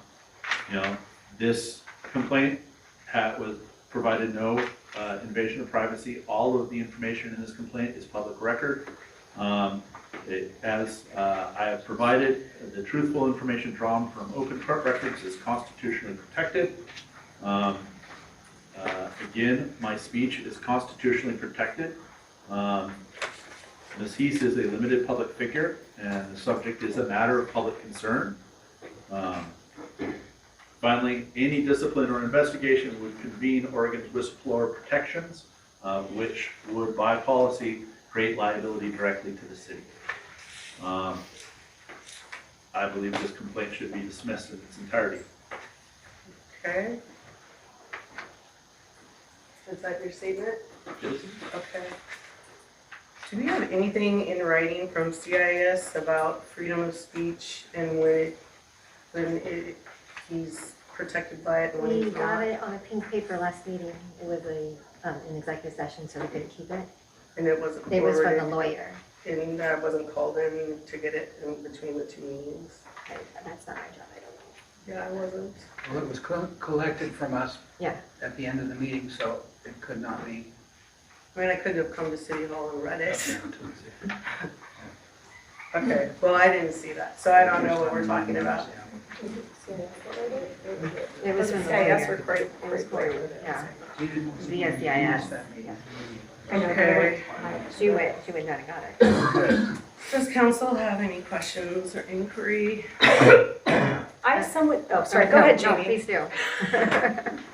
I was just really confused about it because if it doesn't mention her specifically and it was anonymous about whoever it could have been, like, I don't really understand the complaint part of it then. If nobody's named in it, Well, I So that think was that my- she felt personal, I mean, again, I'm going back to that I believe that this was a complaint about operations, not about what was said. I feel that her complaint, from what I'm gathering from this, is that she felt the city manager was looking into her private information. And he says it's public information. I honestly don't go Googling people, so I don't know. oh, I Google people. Yeah. Okay, I'm well. just saying, I so do. for- I don't Google people. You're better than me. But maybe I should start. I don't know. I may have, yeah. But that was how I read this complaint, was Okay. that this person felt that they were a petitioner and that they were being targeted. And again, I don't have any of the threads, I don't know where the Facebook posting was, what time it was posted. I have no idea what reference to city business it was. So that's where I'm going to go back to, that I feel that we need an investigation.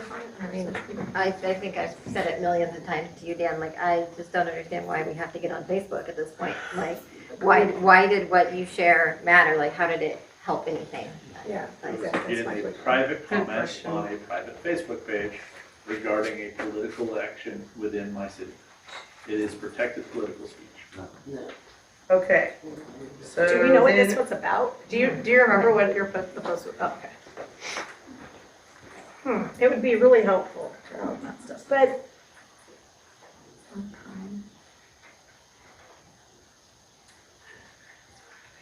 Some disciplinary action is called for.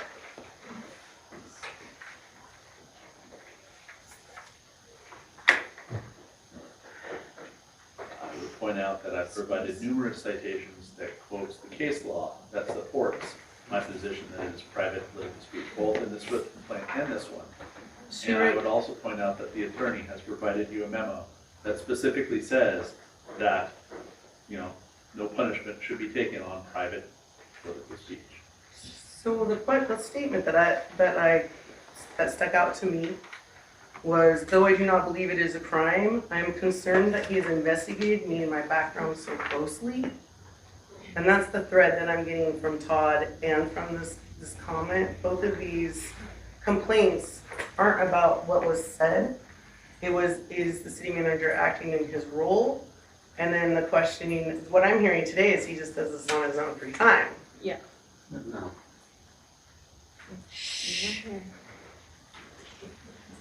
Well, and again, it was public record, so it wasn't that he hired an investigator to shoot out.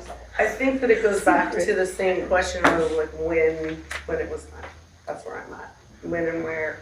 But if you go back to his contract, where he's not bound by how Yeah, this is where the. That he can just sit in the office on social media anytime. He He manages his own time. Sure, but you're either working for the city or you're not. Well, And so an investigator would let us know this was under I that. don't think an Yeah, investigator how would he would let know us that? know, right. He would look into when the posts were made. Simple. And Dan could take a feedback on a break that That time. wouldn't tell him. How would you just? We're arguing something that we're not lawyers, so we don't know. Because I was told a different information than you were. I was told that when you are a salaried employee and you are representing the city and working in the city tax-paying office and using that space, you are an employee of the city.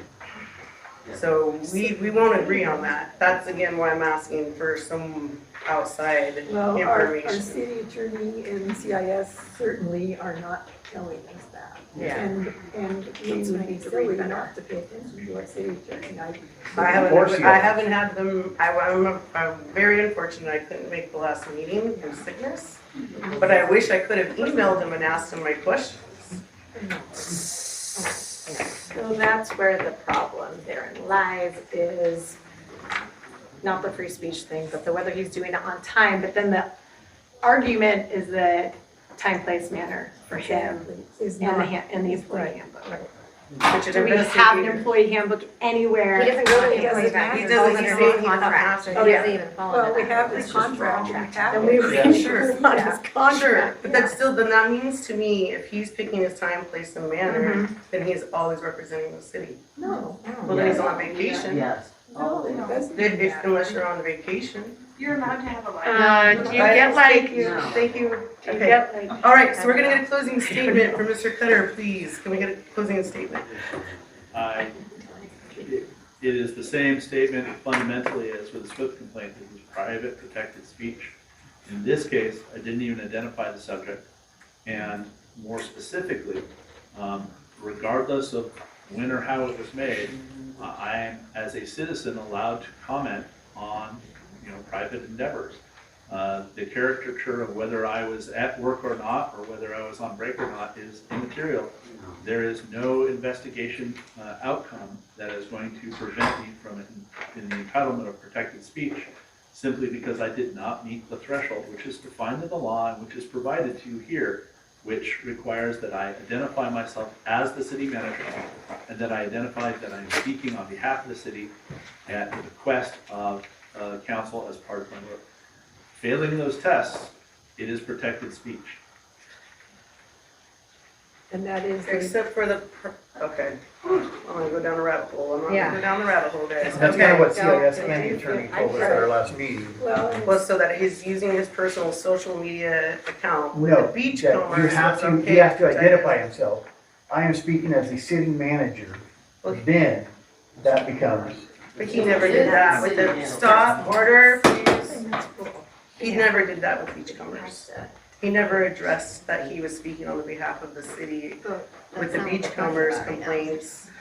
And yet we're saying that because he was working as an employee, but that still was from the same account. No, we're not saying it's about he was working, it was because council directed him. That's what we're saying. That he could write on social media. No, not about. We're not even social talking media. about that We're right now, talking so- about the actions that he took about beachcombers was at the direction of the council. Right, And so we that's weren't what this to do the discussing- next complaint. Yeah, well, Yeah. By the end of that Yeah, complaint. right, exactly. That's the only one. Okay, so we're gonna close out Judas Okay. and we're gonna move forward. Well, he gets to have his closing statement. Did you do He it? did. Yeah, Did he he do did, it? he did. Okay, that was it. Sorry, you're shivering, so you didn't hear it. But he We said it can't was do pretty much much the same one, that it was First Amendment speech and that we couldn't Okay. investigate when he was working with the Okay, so then I'm going to declare this portion of the hearing closed. And then we're going to go on to the next complaint, which is by Curtis Barker, who is the CEO of the Sluts Tribe. Everybody has that complaint? Yes. And there isn't the second letter here, there's only the first letter? Or there's no response? The response, the letter from Dan to the Sluts Tribe is not included? Right. Okay. But then the public brought that to our attention in this packet, is that what's going on here? So we can see the correspondence that was taking place? Yes, I read these like a long time ago. This is not. And so we're saying that, okay, so we're not gonna say anything, we're gonna just say, I'm gonna say Dan talk. Though Have the it's well complaints. publicized, though it's well publicized, I would like to raise a formal objection that evidence has been brought in without my ability to review, that is not part of the formal complaint. What is that? Okay. The one from The- Bernice. The information that Bernice brought in. Oh, the Bernice play. which was the copies of your And we haven't had time to read it correspondence. anyway, so. Yeah, I'm just, Yeah. I'm putting a formal Alright. complaint out there. It's been well publicized. If you haven't all read it, I don't know what to say, but I just don't. It's been a Well, while. it would have been nice to, if it was included. Honestly, I feel really frustrated that all of these complaints don't have what they're complaining about in this packet. Well, is that what they're specifically, supposed Madam to? Mayor, it is your requirement to provide me the full complaints. The complaints that I got were the complaints that were sent to me.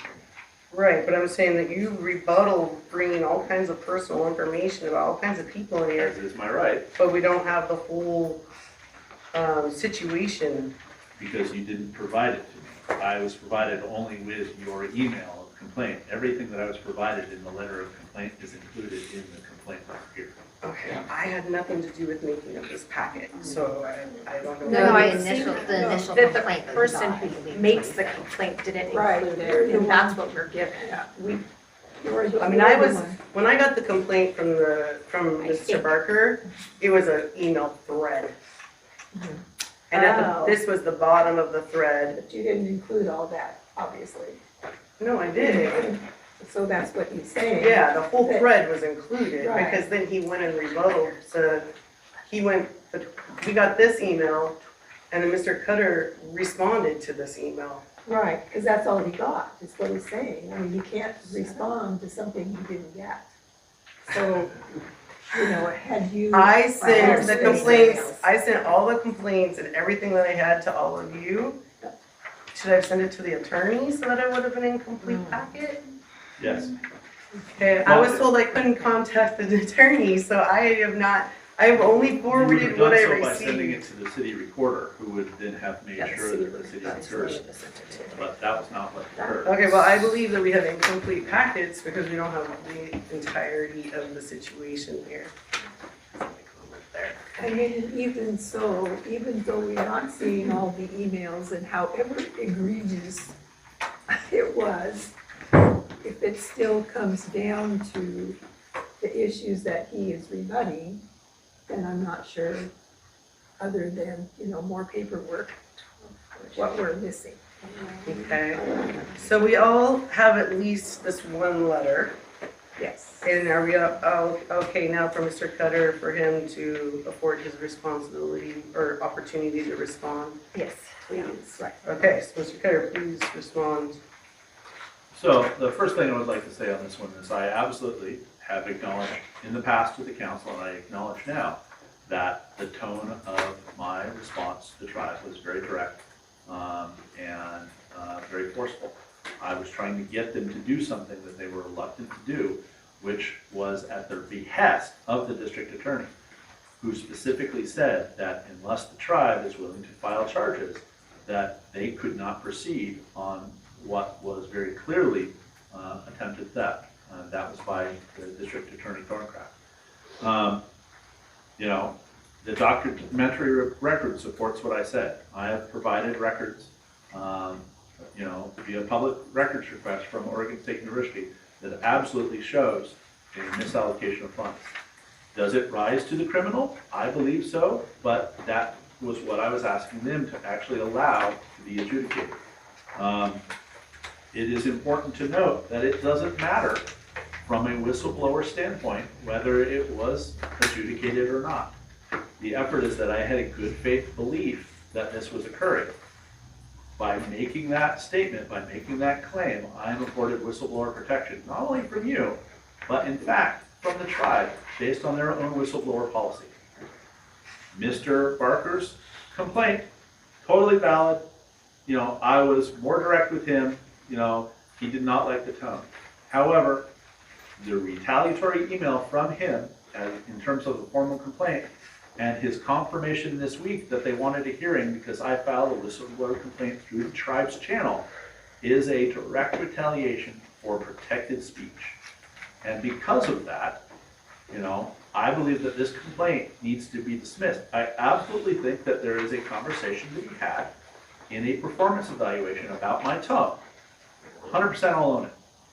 However, the tribe's grievance is inconsistent with the tribe's own whistleblower policy, i.e., instead of taking the action or looking at it seriously, they are instead retaliating against the person providing financial information to them.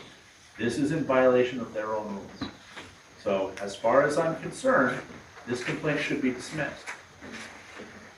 Are you a member of the tribe? I don't have to. It doesn't say. It says a member of the It says in public. I'll read this, in making a disclosure, a whistleblower should exercise due care to ensure that the truth, accuracy, and information is disclosed.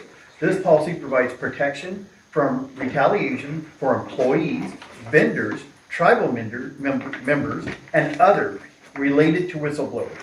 So, who makes any disclosure under this policy, which is determined to be in good faith. Any acts of retaliation against a whistleblower making a such disclosure shall be treated by this organization as a serious violation. I mean, I can go on, but that's, Well, and it also says under B1 that it defines a whistleblower to include not only employees, but a member of the public. Okay, So that's So- in their own. and it doesn't say it has to be Yeah. true, it actually says in good faith. Right. okay, but again, I never saw in this letter, and we don't have the other ones, where they said anything about what he was saying. As they said to leave them alone and to leave them out of it. Nowhere does Curtis Barker have a problem with Dan communicating. He's just saying, don't bring us into the press.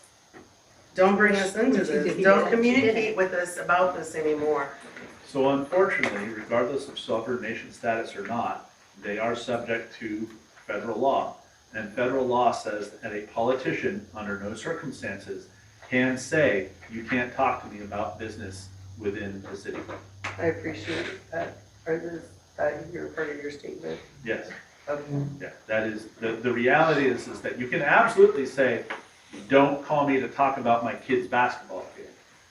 But you can't say, don't call me to talk about city business. The tribe cannot prohibit any individual from calling them to, talk to them about a matter of tribal business. In the same way that as much as I do not get along with several groups here, anytime they send me an email, I consider it, because irregardless of, other differences, if it's about city business, I address it. I can't block my city email phone. I can block my personal Facebook phone, but not my city email. Do you have a Facebook city page Yes, that you comment on? And yes, As city manager? Yeah. City manager? we have made comments as city manager about when we're doing activities. I've made comments as city manager when I've been requested by council to address water concerns. But you don't have your own Facebook page as city manager? No. So you no. just comment with your personal? I use the city page to talk about city business, and if I have a comment as a person, as an individual person who has knowledge of how the city works, I will make a comment to that regard. A great example is a few years back, somebody commented on the largesse of city property tax. I spoke as myself, not the city manager, but regarding city property tax from my personal Facebook page. I included a copy of my personal property tax bill and detailed out which each individual piece went to. Okay, so when we send you something to comment on and you use your personal account to comment on something like a water problem or whatever, does that not muddy the water between? It muddies the water, but very specifically, it requires a threshold to become public record. It requires a threshold where I do 3 different things. Okay. So if somebody says, hey, my water's really cloudy, and I respond and say, hey, flush your pipes from my personal account, Yeah. that is knowledge that I have that exceeds outside of my job as city manager. Now, if I respond back from the city account that said, oh, hey, by the way, we're flush your pipes, then it becomes a public record. Often I will respond and just say, just go turn your faucet on outside until the water runs clean. I think all of us do that on a pretty regular basis. He blocks people. Okay, order, please. He blocks people. Okay, order. So is this your rebuttal, or I mean, is this your closing statement, or are we ready for a closing statement? Or do you have more questions? Conversations, I feel like I did have questions. I don't think I did actually.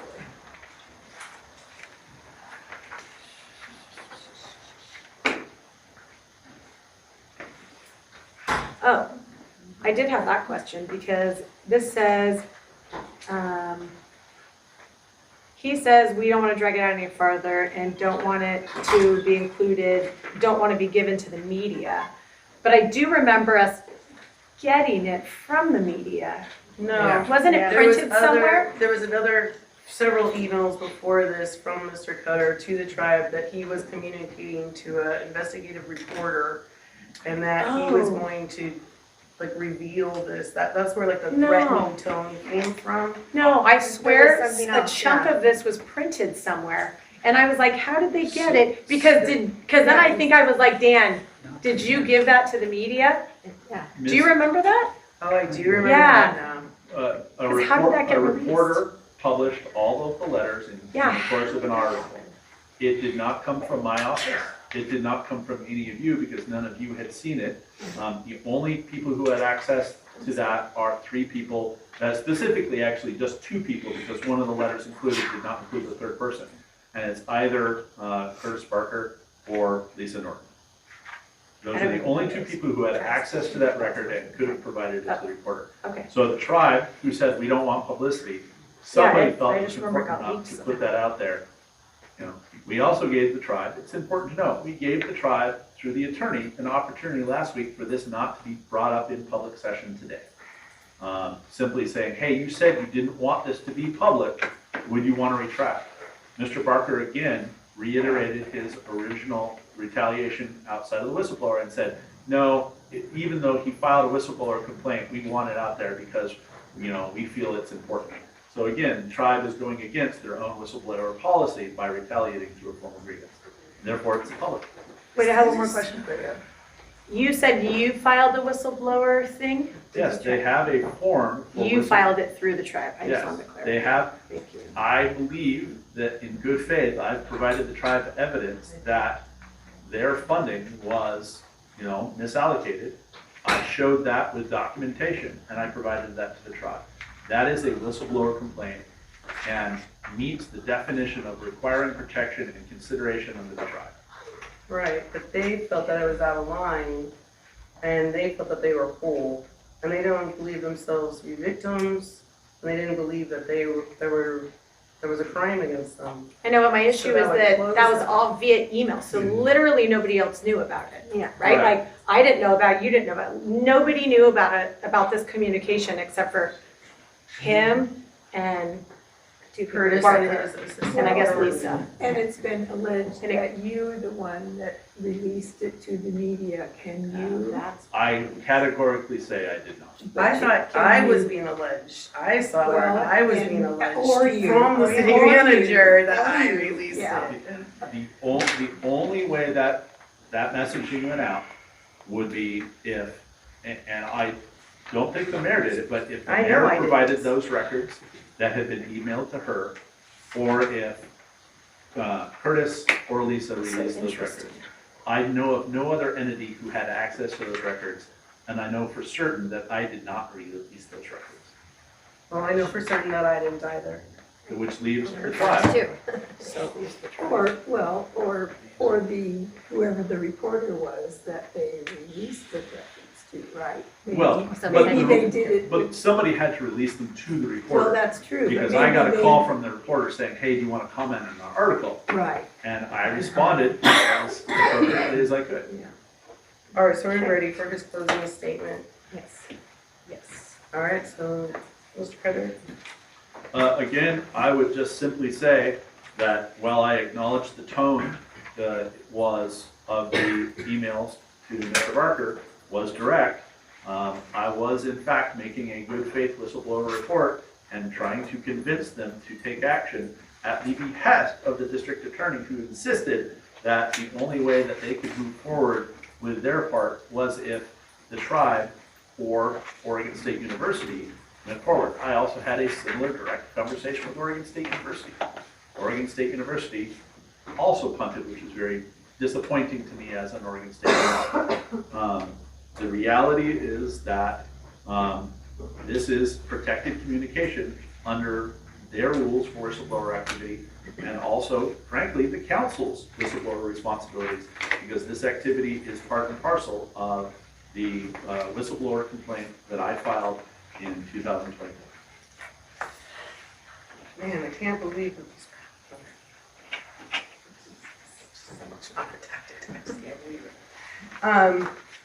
Okay, so then I'm gonna close this part of the hearing. Well, I just want to say, that it's their understanding that they're not victims. They're not, and they're saying there was no more victims, that there wasn't any other victims, and they can't know that. They're just making a, Well, they feel. fixed it. and Right. So they're saying they're not a victim, and Yeah. that they're upset that Dan said that there were more victims, when in fact there was. I mean, ultimately, the money did not go back to the organization it was meant to go for, which is the 4-H. So even though that money got returned, the tribe, and I've talked to the 4-H, the tribe did not give that money back to the 4-H. So those kids that needed that money Not true. are victims. Stop They did not ordering get that money. So the money was for the kids, for archery equipment. Are That's you what- an investigator? No, it's all public record. Well, we're not investigators. And I'm just saying, and that money, so I believe that there is victims, and, you know, even, I'm looking at the letter here from, the deputy district attorney, he even thought. I he don't have believes there- that. Yes, you do. Where is that? What page is It's that? in another file, that he said that, I mean, you can read it. He believed that it was a theft one, but he wanted to get it more investigated. So December 12th, 2024.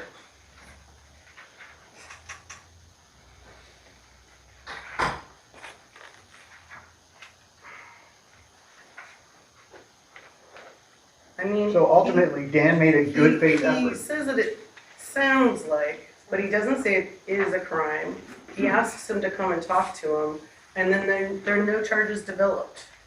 Because, they wouldn't talk. yeah, They because didn't you But don't have that's, someone that's, question. but I'm just saying, it's not us to be the judges of a crime, if it occurred or not. That's what the police are for, that's what the judges are for. So I get that you believe that, but whether or not that it was really a crime isn't up to us to decide. And that's not what we're talking And about. we're not He deciding. made a good faith Yeah, effort not all- to all give the that tribe information. And nor He does- did, and then they asked him to stop, and then And he he did. emailed them back and told them they couldn't silence him. That's As a not- representation, well, we don't have the email here with us. But if I had the email here, Mr. Cutter did tell the tribe that he couldn't be silenced because of his First Amendment rights. And he Actually, what was I- being represented, he was representing us as the city. Actually, what I said at the Yes. time very specifically was that by filing the complaint to you, that it was going to be a hearing and that I would request an open hearing, which is exactly what has happened. And we did give them another opportunity. I know that the attorney reached out just this last week for them to not be involved in this public debate. And they decided again, because I had filed a whistleblower complaint with the tribe, that no, in retaliation, they wanted the hearing held. Okay, so is that your closing statement? It is. Okay, so now I'm gonna close this part of the hearing. And then the last two complaints are mine, which were made in September of last year. And my complaints at that time was that I felt that, I can't find them now, but I'm pretty sure I can go off of 104. memory. 104 is one of them. Information here, 104 you say? Yeah. 103. Okay, thank you. My concern at the time was that Mr. Cutter, I felt, was acting without the direction of the council. Since then, last January, the minutes were rectified, so now he was. So that's that. So, So those can be dismissed as moot. so I actually really shouldn't be talking about my case because we didn't let anybody else, so I feel like that's unfair. So really, I won't say anything else other than that. You see the letters. Well, you did mention you thought they were sort of moot. Yeah. I do, I feel like they're mute, so that's why I'm commenting, but Mr. Cutter, if you would please use your opportunity to defend yourself. So speaking specifically to the complaint from September 18th, which is your first complaint, in which you filed a complaint formally against Council President Greg Dunn, Council Susan Woodruff, and the city manager who participated in spreading and or condoning false narrative publicly on my involvement. Again, protected speech, political speech about a public figure. And, you know, and then you had a discussion of various different discussions. I have provided a bank of evidence that is on the website and that some of you have in front of you. Some of you declined to have the 110 pages of the exhibits printed out. But I show specifically that not only is the complaint retaliatory, but it also covers whistleblower protected activity. It shows that my speech is absolutely protected. And more fundamentally, it raises the very real concern that by making the complaint and by continuing the narrative of the complaint over the last year, that a hostile work environment has been created for not only myself, but my staff. So are you filing a complaint against me? Not yet. Okay, well, when you do, then we can address the formal complaint. But if you have not filed a formal complaint of harassment, then it is not relevant to today. It is. Well, do you have a formal complaint of It is. harassment? You need to read the letter that is included here, because you will note that I have, at the last page, expressed a notice of intent to litigate and demand for dismissal. And that is the equivalent of a tort notice. I'm to the sorry, city. I don't, why do I not have that? What page number? I had, this is on a separate printout that Megan handed you. This one? This one. Which one? I think the one with your, Stapled one with the Yeah, it your says complaint on it, September on the front. This packet. No, smaller one. That's so Well, there are several little packets there. Okay, so what, I'm sorry, because we're not seeing what we're supposed to be seeing. Here, What you can again is going hand on that to here? her. I can share with Michelle over here. So this is your formal letter Yes, of and complaint specifically of on the harassment? second to the last page, notice of intent to litigate and demand for dismissal. Effectively, I have provided more than enough detail in this that this is protected speech, whistleblower retaliation, and the filing and the maintenance of this grievance constitutes a hostile work act. And that I'm asking for it to be dismissed with prejudice, and failing that, I will act accordingly. Okay, so this is different. I didn't realize this was gonna happen today in the hearing, so I don't know exactly how to address this because this isn't part of the hearing. This is a separate situation. No, So, this is in response to your formal grievance, which is part of the hearing. sure, but this is now a new hearing. This is a new complaint. No, it's not. It's your complaint from No. September 18th.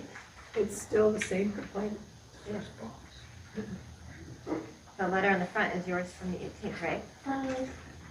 Yes, like from a year ago. Yeah.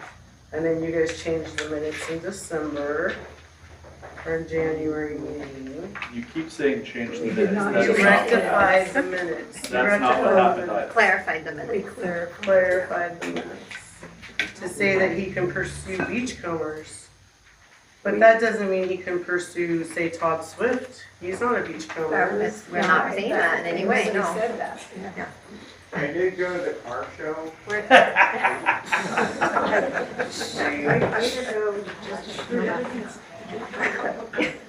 I mean, since you have acknowledged that it's kind of a moot point, it seems like we should just dismiss your two and be done Just talk about with it.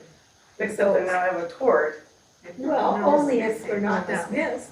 Well, I already If said you're- to dismiss them Well, because then they let's- already Then let's were dismiss irrelevant. Then let's This is dismiss moot as them. well. Okay, and so this is just This is in moot as well. retaliation to me having my complaint? Okay, but now if I don't have my complaint, then this is now not an issue. Right, I think he has to exactly. So respond. he's only under a hostile workplace if I had the complaint.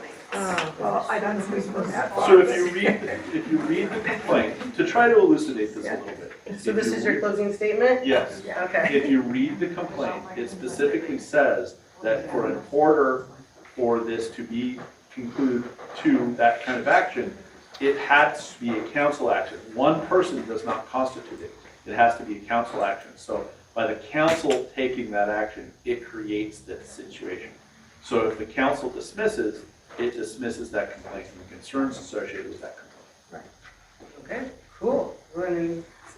Now are we ready for deliberation? About that one or in How overall? about a motion to dismiss those two and get rid of them and then? You Well, still we're have gonna come back to the deliberations, Okay, all right. right? We're gonna Yeah. close this hearing and then we'll do that. All right. But- Is there anybody who has any questions or concerns at the table?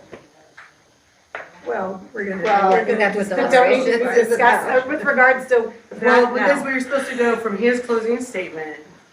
So now I wanna close this. Okay, no, that sounds So I good. just, You have each to go to the arrow's- next complaint. the two Oh, we have to go to the complaints. next, Yes. but if there's, We got one Because more. I've only addressed the oh, first he has to complaint. have a chance to, Well, what if I say I dismiss both of them? well, we Then have to you do don't it need as to a rebut. council. You would have to say I withdraw the complaint. I withdraw both of my complaints. All right. All right. Because I'm freezing. Yeah. And I don't want to deal with legal 50 pages of stuff Thank for somebody that's mute, okay? Yeah. So now we're going to proceed. Withdrawn. Okay, so now we're going to go on to deliberation. So I'm going to conclude the hearing so that we can go into disciplinary action or no action or a request for investigation. Is there anything I have wait, to we- read or Don't walk do? away from dismissal. We need to, oh. Wait, what did you say? I'm trying to close this and move to the next section. Which is deliberation. Deliberation. Oh, deliberation, okay, yeah. So we're ready, I'm gonna go to deliberation. Yes. Okay, so in the deliberation, he said, our council wrote, we have no disciplinary action is warranted, take no action against the employee, impose disciplinary measures, list them, dismiss the employee from employment. Then he goes on to his comment about First Amendment speech. Again, there is nothing listed there about an investigation. And that is my True. request from council. I think that would fall under number 4 if that's. So first, I guess I'll make a motion to dismiss, or my withdrawn, right? Do we have to make a motion to dismiss my withdrawn? Oh. Yes. Probably. Sure. Yeah, yeah. So I'm gonna make a motion to dismiss my withdrawn Okay, complaint. let's just make it official, yeah. Yeah, sure. Okay, does anyone second that? I'll second it. Thank you. You're welcome. Okay, all in favor? Aye. All right, so that's unanimous. Perfect. Okay, so And then now we number only 2. have 3 complaints that we're dealing Oh, with. 3. Todd Swift, Judith Heese, and Curtis Barker.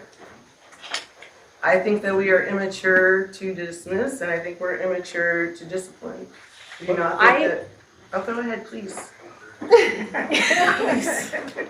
don't know if we have to do it at a different session, which I mean, like what disciplinary action, but like, I think the Curtis Barker thing deserves a lot of conversation about, like what he said about his tone and maybe the harshness with which his message was delivered.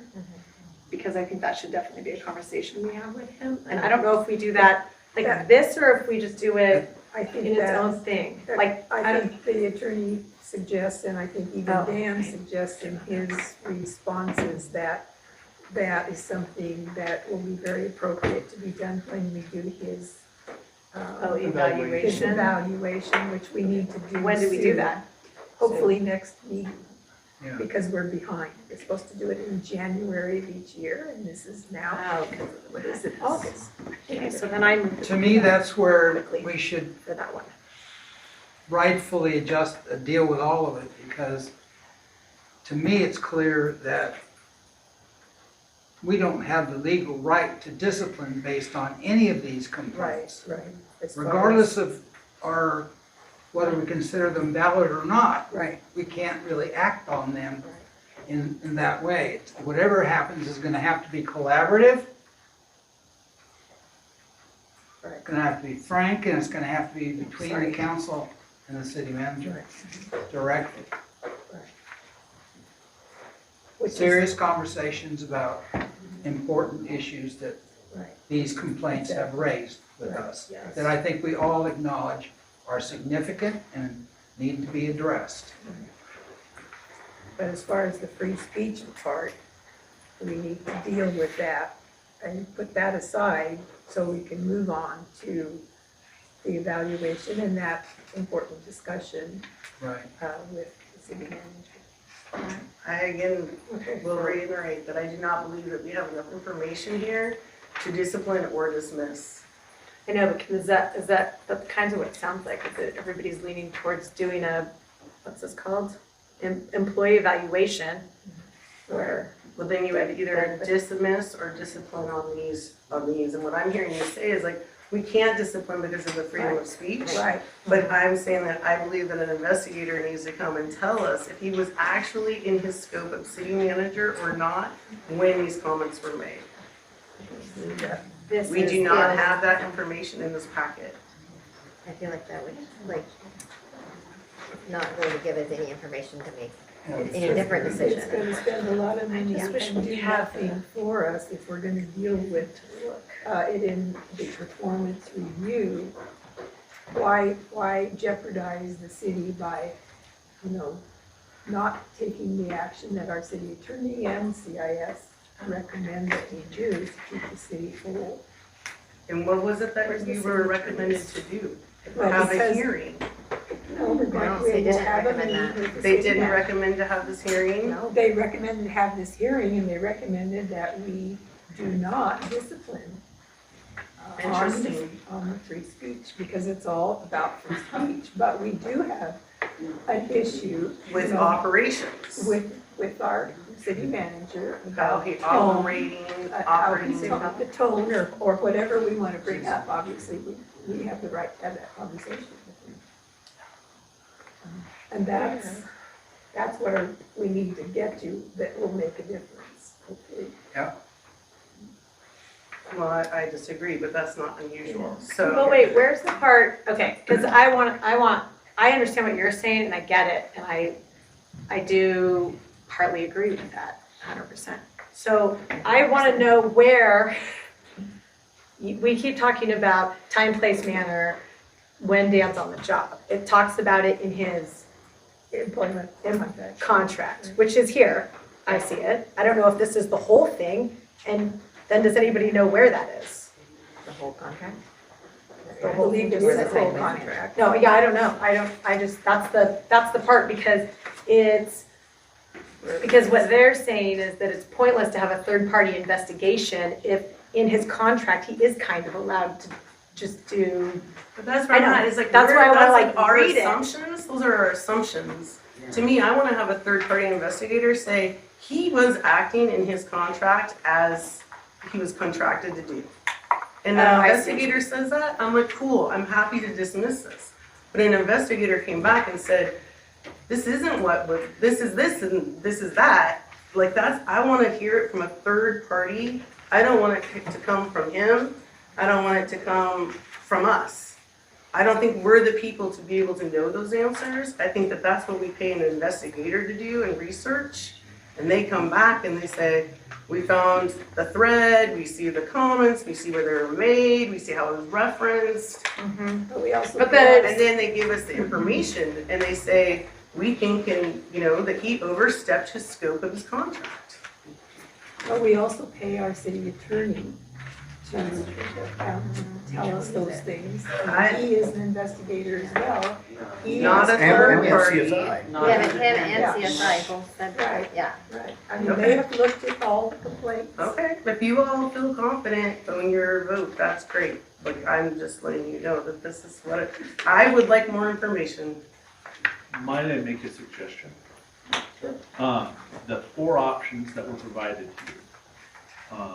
Number 4, it's either determine that no disciplinary action, impose disciplinary measures, dismiss the employee from employment, or refer the matter for review. You're focusing on what the action from the referral is. But I will then note that the attorney says, if the council votes to take any action other than no further action against the employee, the city attorney and CIS should be notified to make sure the proper process is followed.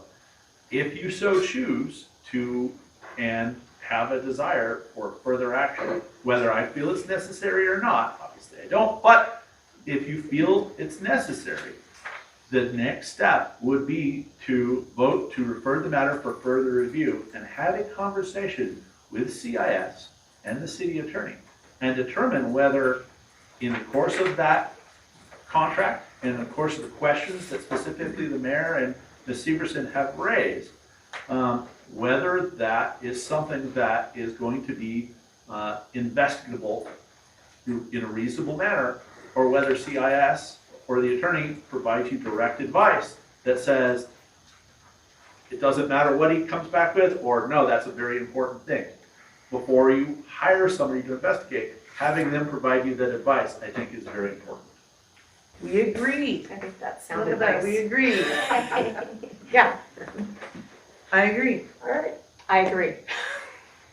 so we make the So do we make a motions. motion to ask CIS to do a further review of this packet to let us know if an investigation is necessary or not? Because I don't want to waste the taxpayers' money either. I Yeah, just that's don't want to make a premature decision, and I just don't feel like I have the proper information. You've got 3 in front of you. The correct process would be to make a motion on each one on items 1 through 4. And then Okay. if it's items 4, to refer it for further review, Megan, as the city recorder, would provide the minutes of this meeting to the city attorney and indicate that CIS and the city attorney decide how to advise you going forward. And you would like us to do a motion for every You other need, one? you have, because they are separate Right. complaints, you need to do a motion for each complaint. Okay. Does anybody want to make a motion? Or 4, or however many? I would love to make a motion. Sweet. With regards to A, Okay, okay. you're welcome. Can I do 2 at a time, or can I just do one? Okay. As long as you're treating each one of them, you can do them all 3 at a time. You No, I don't just wanna have do to 3. treat each one of them. I'm gonna say A and B. With regards to Todd Swift and GOPs, I would like to contact the city attorney and CIS to see if they think it warrants further investigation. I will second that. All in favor? Aye. All right, we are unanimous. So Is there now- another motion about Now, Mr. Barker? Barker. I have a motion as well, but I'll let somebody else do it. Yeah, you're doing such a great job. Thank you. I move that we ask CIS and the city attorney for advice. Do you want to do it for Curtis Barker as well? First part, That's on Curtis Barker. Oh, okay. So that's the last one. I will second that which as is C, well. which is C. C. Yeah. I didn't realize all 3. I had Thank different you. thoughts. But that's fine as well. Got a second? I second it. Okay, yeah. All in favor? Aye. Unanimous. No, nay. Oh, sorry, nay. 1 nay, the rest of us is. Thank you for speaking up. Yeah. Sorry about that. Okay, for the good of the order, before I adjourn, is there any last statements or anything you want to say about this? I also want to, I don't know if we need to do it now, but we should get his review on the board. So I don't know if we need to wait to hear back from, No, we don't, I Yeah. don't think we need to wait for anything. so we should just do this. But I think some, like, I would like the Curtis Barker thing included in review, is that completely separate from? You would, That's what I wrote you down. would need to have the discussion, excuse me, I don't mean that. You would need to have the discussion and determine the course of action before taking action within a review. You think so? You would absolutely have to, because CIS's advice to you may be like, can't talk about that in the Oh, meeting. okay. So we're just postponing So that again? hopefully, yes, Maybe. hopefully that can happen. I will send the soon. information, or Megan will send the information to the attorney, since it shouldn't come from me.